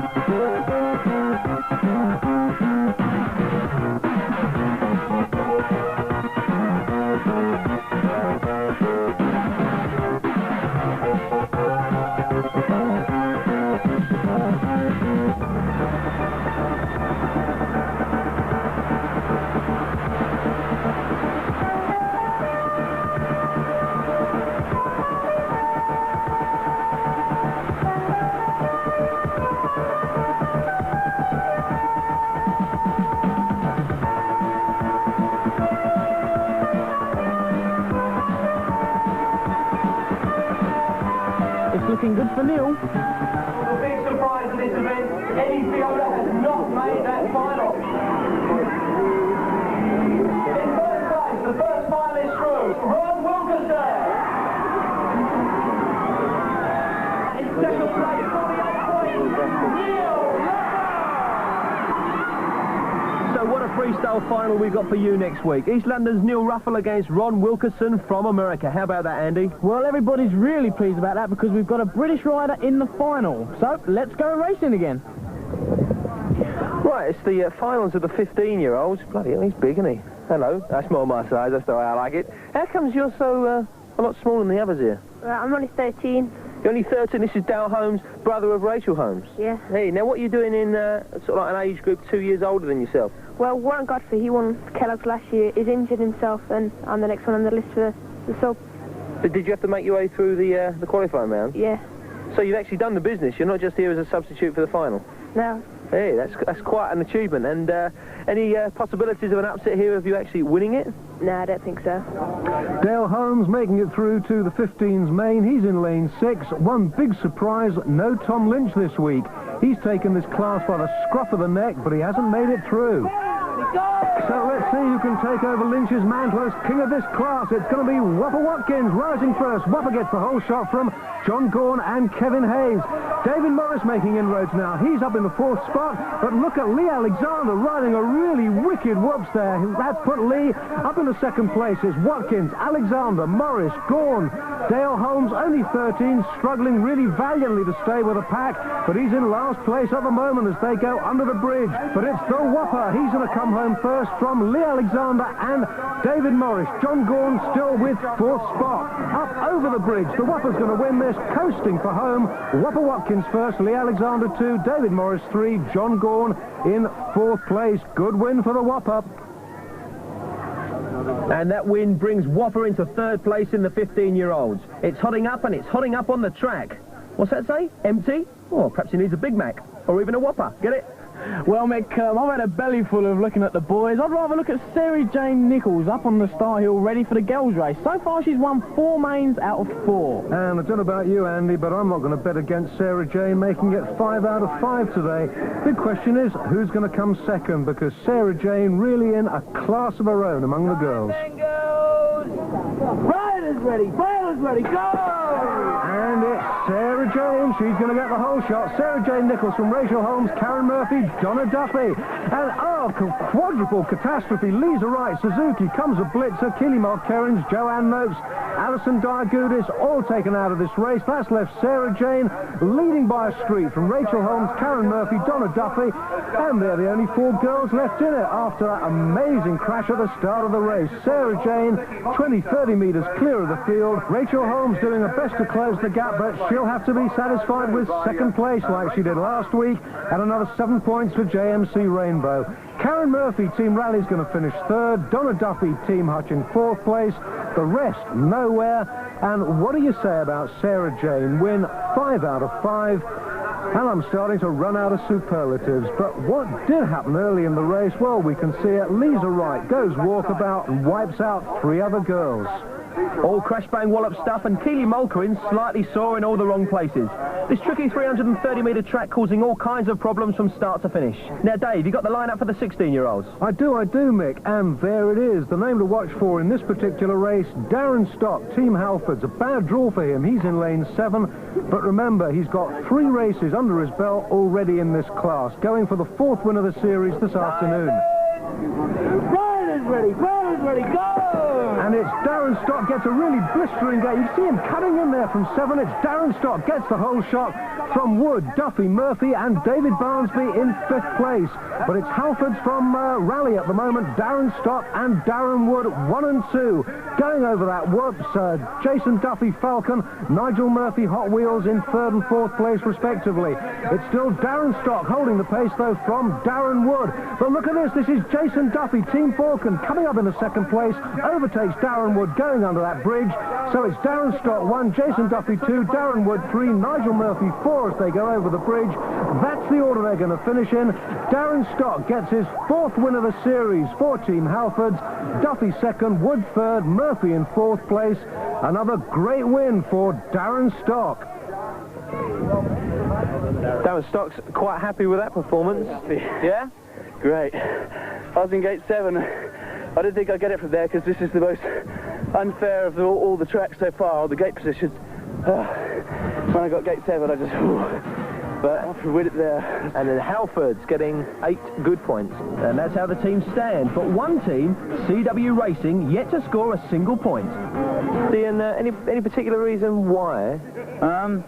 The main reason is because we've got all original riders who've been riding for CW all year, and none of them are in the actual age groups they race in. They're all riding up age groups, apart from me, but I've got an injury. Oh, right. That's my excuse. Andy, any thoughts on that? Yeah, well, you know, it's just the way it goes. The team riders are pretty good. You know, it's just the luck of the draw on the gate and a few other factors. But, you know, let's hope they can get in the next one. Yeah, I must admit, this CW team remind me rather like the Norwegian Eurovision song entrance. They've actually got, there's no way they're going to get a team in the final. 0 point. Denmark the line-up for the Superclass mains. Two to look out for: Gary Llewellyn, Craig Schofield. 2 wins apiece so far. Gary Llewellyn on the outside, Team Amoco today, but not for long because he's off to ASR. Riders ready, riders ready, go! And it's a really blazing gate by Gary Llewellyn. He's going to take second spot, but it's Craig Schofield gets the whole shot. Craig Schofield from Gary Llewellyn. Paul Gray third, Chris Simmons, Team GT in fourth place. But it's Schofield and Llewellyn, the big two in the Superclass mains. 1 and 2 at the moment. Paul Gray battling to stay with them, and he's doing it too. It's Schofield, Llewellyn and Gray. But Gray taking Llewellyn on the inside there. Gary Llewellyn losing his pedals. That's left Gray up in the second spot. It's Schofield, Gray and Llewellyn in all sorts of problems now. He's down into fourth place, and he's even going to get edged out of that as Nicky Matthews takes a clear line. Photo finish for first place though. That was tight. Paul Gray takes it from Craig Schofield on the line. Simmons 3, Matthews 4, Llewellyn 5. But you were sent to the States to do a bit of training. Do you reckon that paid off? Well, it gave me a lot of experience. Yeah. We did that in the World Championships, which came 6th in. That was in Las Vegas. Okay, well, you're riding superbly. Your first win in the series. Good luck in the next one. And with that win, Redline are storming after Rally, but Amoco are right out in front. Okay then, we're all ready for the big money final, and the pros have got their wallets out and ready for the off. Yep, lots of loot up for grabs. Let's check the 8 going to the gate. Anthony Sewell in 1. In lane 2, Richie Anderson, Skyway.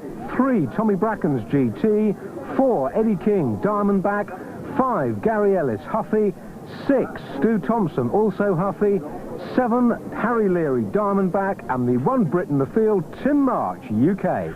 Okay, one UK representative in this, Tim March, has unluckily got lane 8, Andy. That's right, yes. All the American riders are riding exceptionally well. Tommy Brackens, who's leading the money at the moment, is riding well. Stu Thompson's riding well. In fact, everybody's riding well. But Tim's going to have his work cut out from gate 8 because there's a slight advantage if you're on the inside. Right, and there's £2,500 worth of prize money up for grabs here. £1,000 for the first past the post.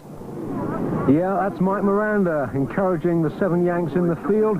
That's the shot down to the first berm, and you can see how difficult it is for the guy in lane 8, the left-hand lane, to cut inside, get a good line. It's time then, guys! Riders ready, go! And it's another supersonic start by Tommy Brackens, Team GT. He's going to get the whole shot from Richie Anderson, Team Skyway. The 2 Diamondback guys, Harry Leary, Eddie King, in hot pursuit at the moment. But it's Tommy Brackens from Richie Anderson, Leary and King. But it's Harry Leary now. He's closing the gap on the leading 2 as they go under the bridge. And we've seen a lot of changes happen under there this afternoon. It's still Brackens from Anderson. Brilliant jump, takes the lead. Leary gone. Anderson first, Brackens second. Anthony Sewell now third. Stu Thompson's gone as well. And I do believe Tim March is up in the 4th spot as Anderson wins it. Brackens second, Sewell third. Tim March does take 4, but whatever happened to Harry Leary? He was going so well under that bridge. Anderson flies past Brackens. Leary tries to do the same and's wiped out. Well, if Harry Leary talks with a high-pitched voice, now you know why. Harry, you got blood coming from your knee. What happened over there? Well, we were going under the bridge and up towards the step jump, and I was in 3rd place right behind Tommy, and Tommy's front wheel clipped the jump. I don't know, I guess he was tired, and he hung a sharp right directly in front of my front wheel, which caused me to just, you know, take the gnarly crash. And I went from 3rd to stone last. Like you said, I got blood on my knee. Yeah, that looks very painful, actually. I can feel blood on my elbow, too. But like I said last year, it goes away in a week. Thanks a lot, Harry. And Andy Ruffle, is anyone going to beat Tommy Brackens?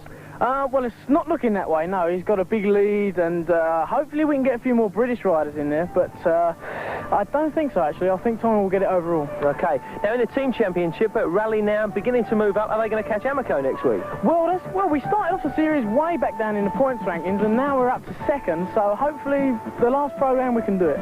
Okay, and also Well, what can I say about the freestyle this week? And the guy at the end looking rather smug, Andy Ruffles' brother Neil. He completely blew Fiola off the freestyle track, and he's made the final, yeah? Yeah, I'm very pleased. I'm looking forward to the final. I think it'll be great fun, and I think it'll be good. Okay, well, we'll see you next week, 5 o'clock, Channel 4, for more BMX riding.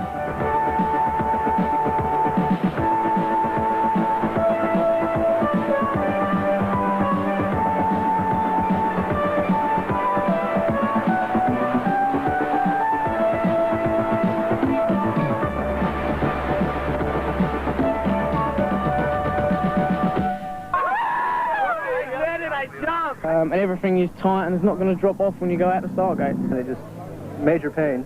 Injured at all? No, I'm fine. I can feel the blood running down my arm, but it's not a very pleasant feeling. It goes away in a week. I think I'm just going to say good luck and get out of the way. You want twins? You want twins? Yes. Oh, right.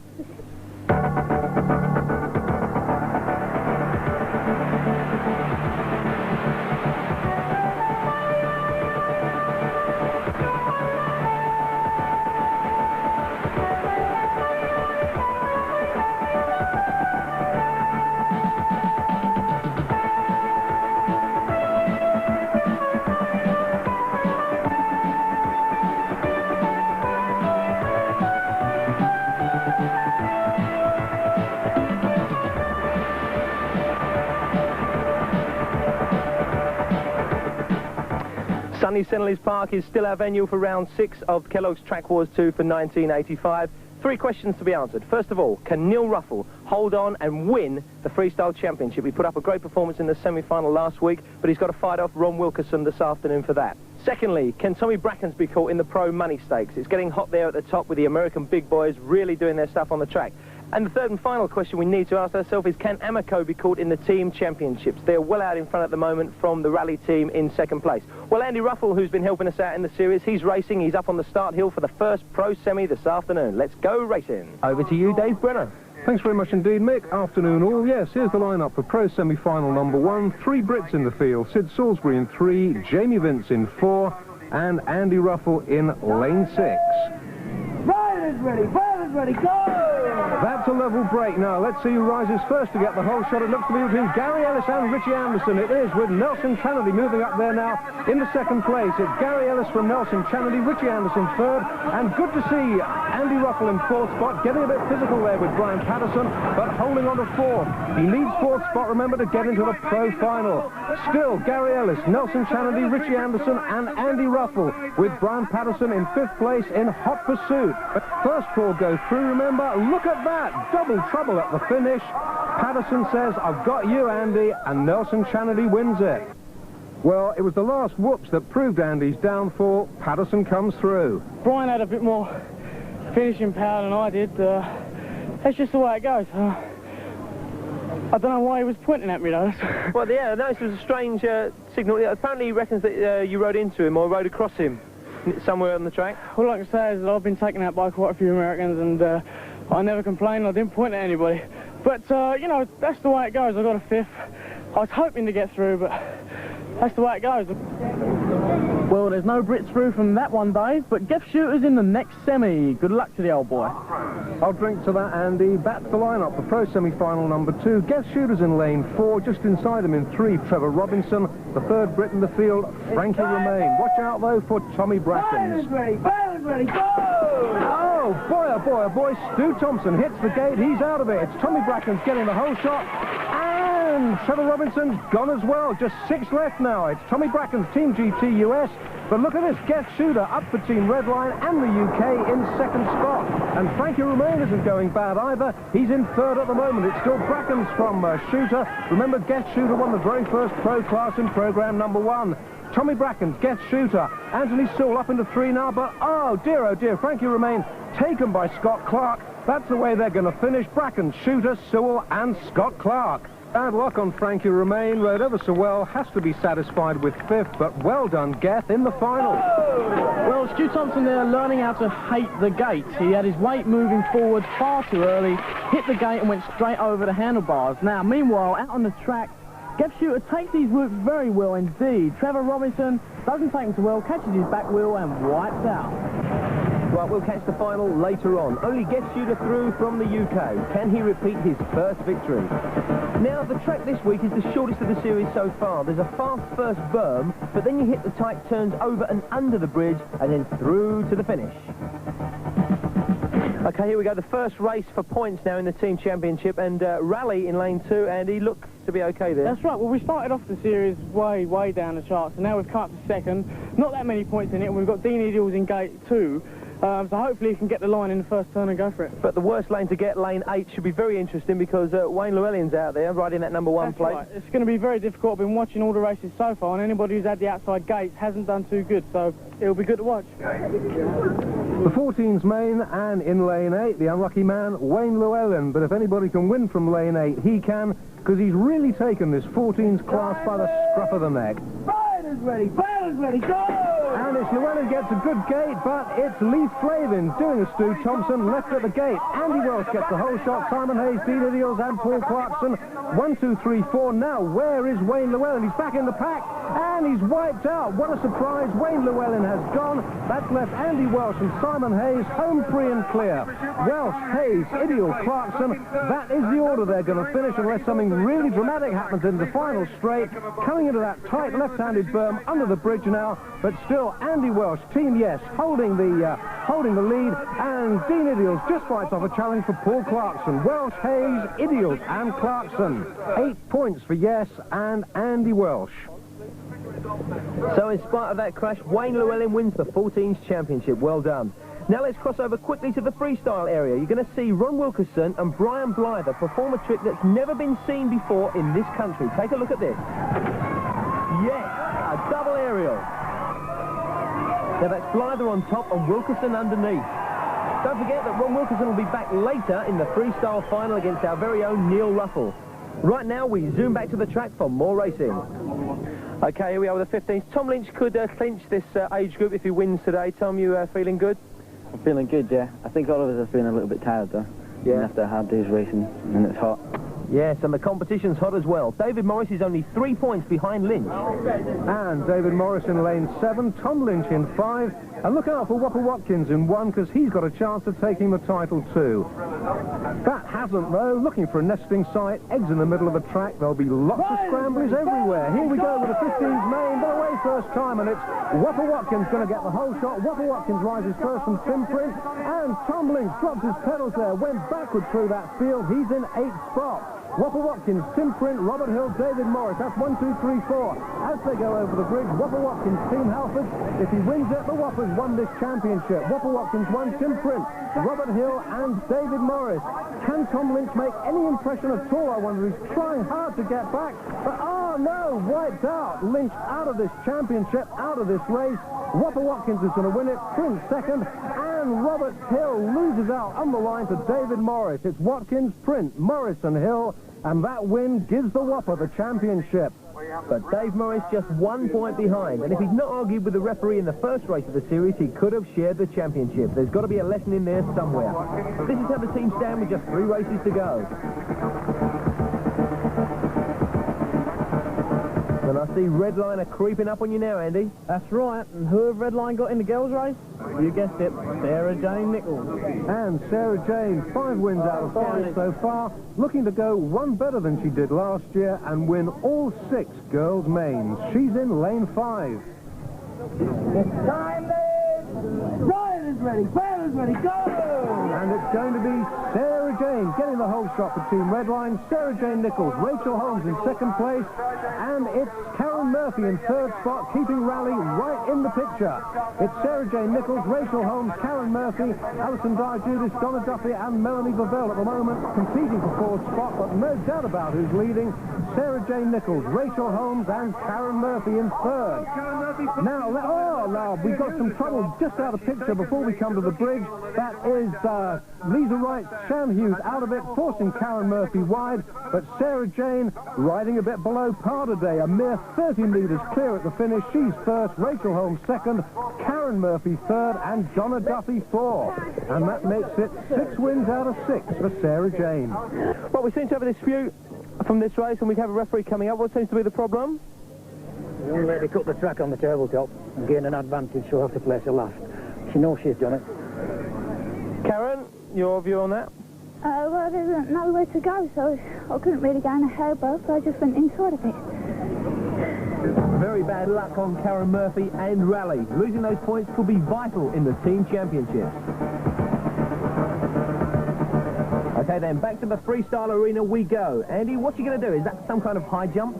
Yes, well in fact it's called a bunny hop. Now the height of that bar is about 36 inches.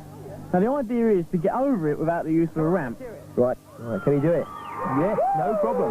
Yep, I made that one all right. That's about 36 inches. I've done about 40 inches.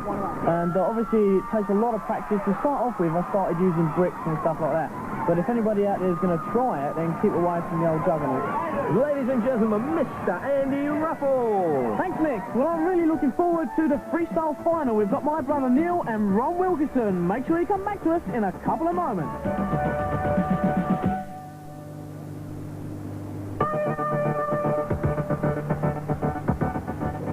Okay, we're in the freestyle arena for the final of the Kelloggs Championship, and we've got with us here, taking part, two of the world's finest freestylers.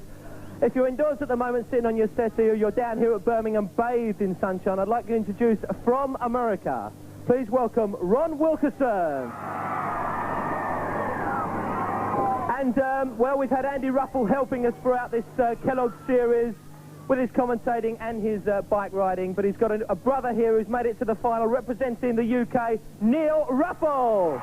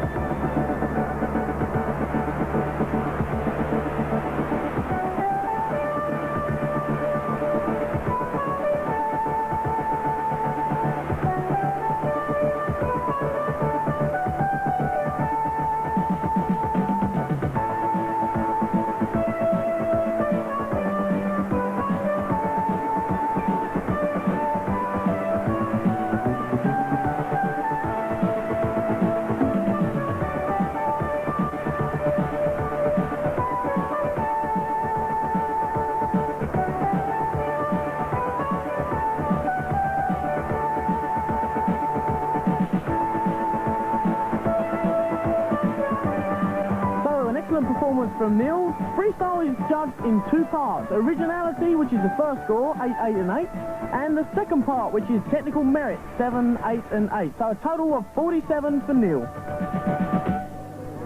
That was absolutely inspired riding by Neil Ruffle. There are 47 points there for both sets of scores. Brilliant stuff, but now he's got some very, very stiff opposition. And next into this fabulous arena, bathed in sunshine this afternoon, from the USA. Can he do it? Ron Wilkerson!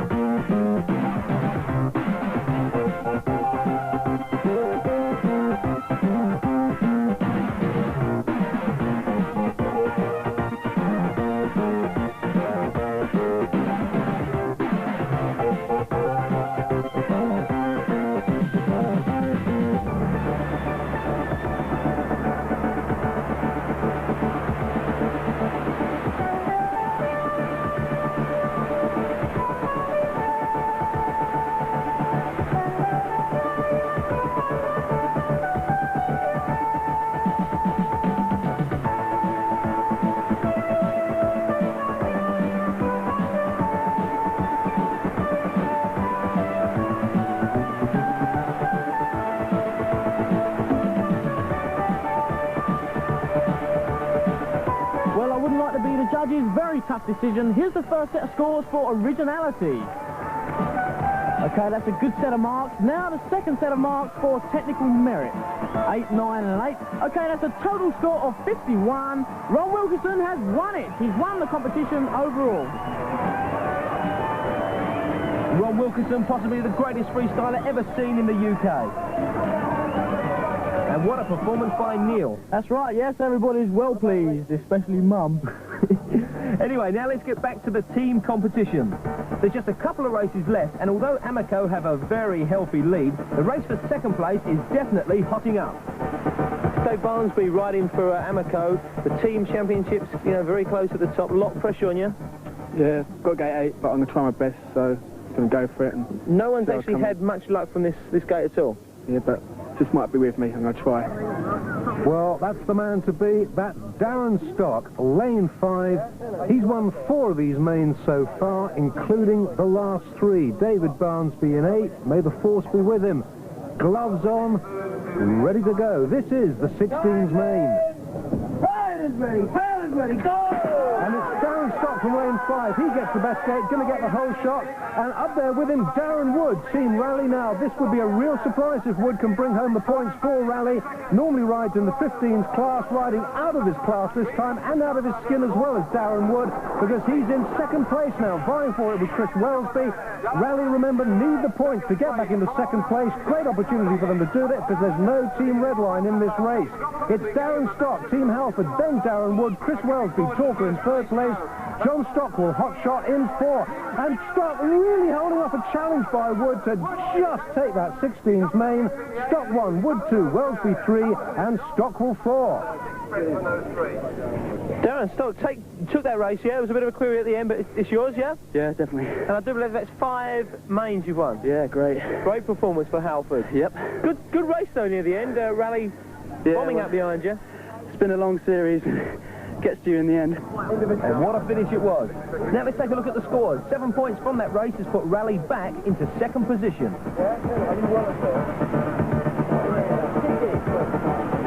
The Superclass and the Pro Main yet to come, but now for something completely different. They said it was going to be a nice day out today. The sun was going to be shining, so I thought, well, Giro, Law, what was that? Well, Andy Ruffles got me laying down here on the floor with about 20 other people. I don't know what he's going to do, but he's ominously on his bike at the top of the hill. Oh, right, Andy's coming. No, he's not. Right, he's coming down the hill now. I don't like the look of this. I hope he gets up high, mate. Whoa, Giro, Law. Well, Mick, I don't know what you was worried about. I usually do 26 people before breakfast. 26, that must be some kind of record then. That's right, yes. In 1983, I got the world record of 26 people. How about that? A world record. Anyway, I wish Andy was in the Pro Main. He might stop all these stunts. So now the final team main, the Superclass. They're up and ready on the start hill, and with his reflections on that lot, Dave Brenner. And I'm eyeballing Gary Llewellyn, the British and European champion. Won the first 2 races, but has had real problems since. Arch rival Craig Schofield. He's in lane 6. He won races 3 and 4. Last week, it was Paul Gray who came through to win. So, who's going to win it this week? We're soon going to find out. Ride is ready, power is ready, go! And it's Gary Llewellyn gets the best gate. He's going to get the whole shot, just seeing off Craig Schofield there. That puts Schofield back in the pack with a lot of work to do. Gary Llewellyn, Team Amoco 1, Nicky Matthews, Suzuki 2, Nick Priest, Hot Wheels 3, Chris Simmons, GT, and Paul Gray vying for 4th spot. Craig Schofield took that hairpin berm going into the bridge really wide, far too wide. That's put him way back in 7th spot. It's still Gary Llewellyn forcing the pace. Nicky Matthews trying in vain to close the gap. Nick Priest 3rd, Chris Simmons 4th, and that looks like the way they're going to finish. Llewellyn, Matthews, Priest, Simmons. Gary Llewellyn is back with a vengeance. He's done it again. Great performance. Well done, Gary. Yeah. Coming out of a bad trap as well. Gary Llewellyn left the gate like a rocket. Unfortunately for Rally, Craig Schofield didn't, and that could cost them second place. Well, we'll find out soon. The final team scores taking a bit of working out. And just look at that. After a really tremendous battle throughout this series, Redline and Rally tie for second place with 111 points. But well deserved, the team trophy goes to Amoco. Yes, well done, Amoco. Got a great bunch of riders. And now to complete the picture, here comes the big one, the pro final, £1,000 to the winner. Can Tommy Brackens do it again? Well, in the first pro final 6 weeks ago, for £2,500 in prize money, we had 7 Americans and 1 from Great Britain. Guest shooters in exactly the same lineup again on the final Kelloggs Championship. And Tommy Brackens, the real star of these championships so far, you virtually cleaned up on the American side. Are you happy with your trip abroad? Yeah, I'm very happy. Just, it wasn't easy at all.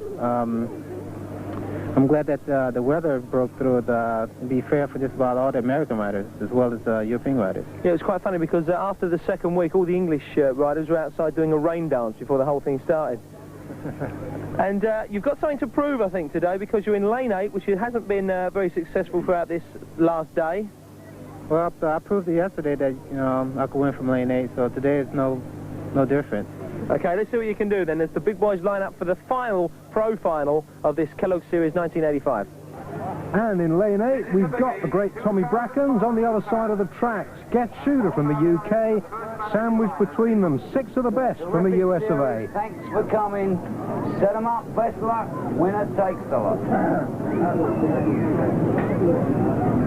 This time then, riders ready, ballers ready, go! And it's a good gate by Tommy Brackens, but for once it's not good enough because it's Richie Anderson going to get the whole shot from Gary Ellis, Brian Patterson 3. Tommy Brackens, the only pro to make it through to every mains in this Kelloggs series. He's got to be satisfied with 4th place at the moment. But Tommy Brackens trying to take Brian Patterson now, but oh, look out, here comes Trap. 4 of them wiped out. Tommy Brackens forced Brian Patterson into a bail. That wiped out Guest Shooter and Nelson Shanley as well. That's left Richie Anderson clear from Gary Ellis, Anthony Sewell, who scooted past them, and Scott Clark as well. It's Anderson 1, Ellis 2, Sewell 3, Clark 4, a quadruple victory for the States. Yeah, that was a good one. Thank you. Yeah, happy with it? Great. What did you hear that pile up behind? I think it was 4 or 5 involved there, but you were well out in front at the time. That's right. Tommy Brackens came down from the bridge, took a very tight line around the corner, and took Brian Patterson's line. He was going for the same line, and everybody piled up, and Tommy Brackens got buried. In pro class, races for bucks, the slow rider reveals and laughs, so I just went for it, and I guess I caused the crash, whatever. Competitive riding by Tommy Brackens. That's why he's the Kellogg's King, Pro Champion 1985. And what a great performance by Guest Shooter to make the leaderboard. So there you have it, Andy, the final action in the 1985 Kellogg's Championship. A word about it. Well, I thought it was really good. You know, like last year, the racing was absolutely superb. And, of course, it's the first time that the British pros have actually raced the American pros in a full-blown meeting like this one. So everybody's had a great time. And well done to the City of Birmingham for help put this 6-track together, because it really is something special. That's right. It's a first for BMX, because we've never actually had a track like this where you've got 6 different variations. I mean, there's 6 different start hills, 6 different lots of jumps. I mean, you need a map to get around it. I don't know how we survive. Lots of highlights, of course. And how's this for a whole shot? But Tommy Brackens takes it. Oh, my word. Hit that finish board straight on. Well, I tell people off the street, I just tell them, well, I always wanted to be a girl. But I break down and tell them the truth that...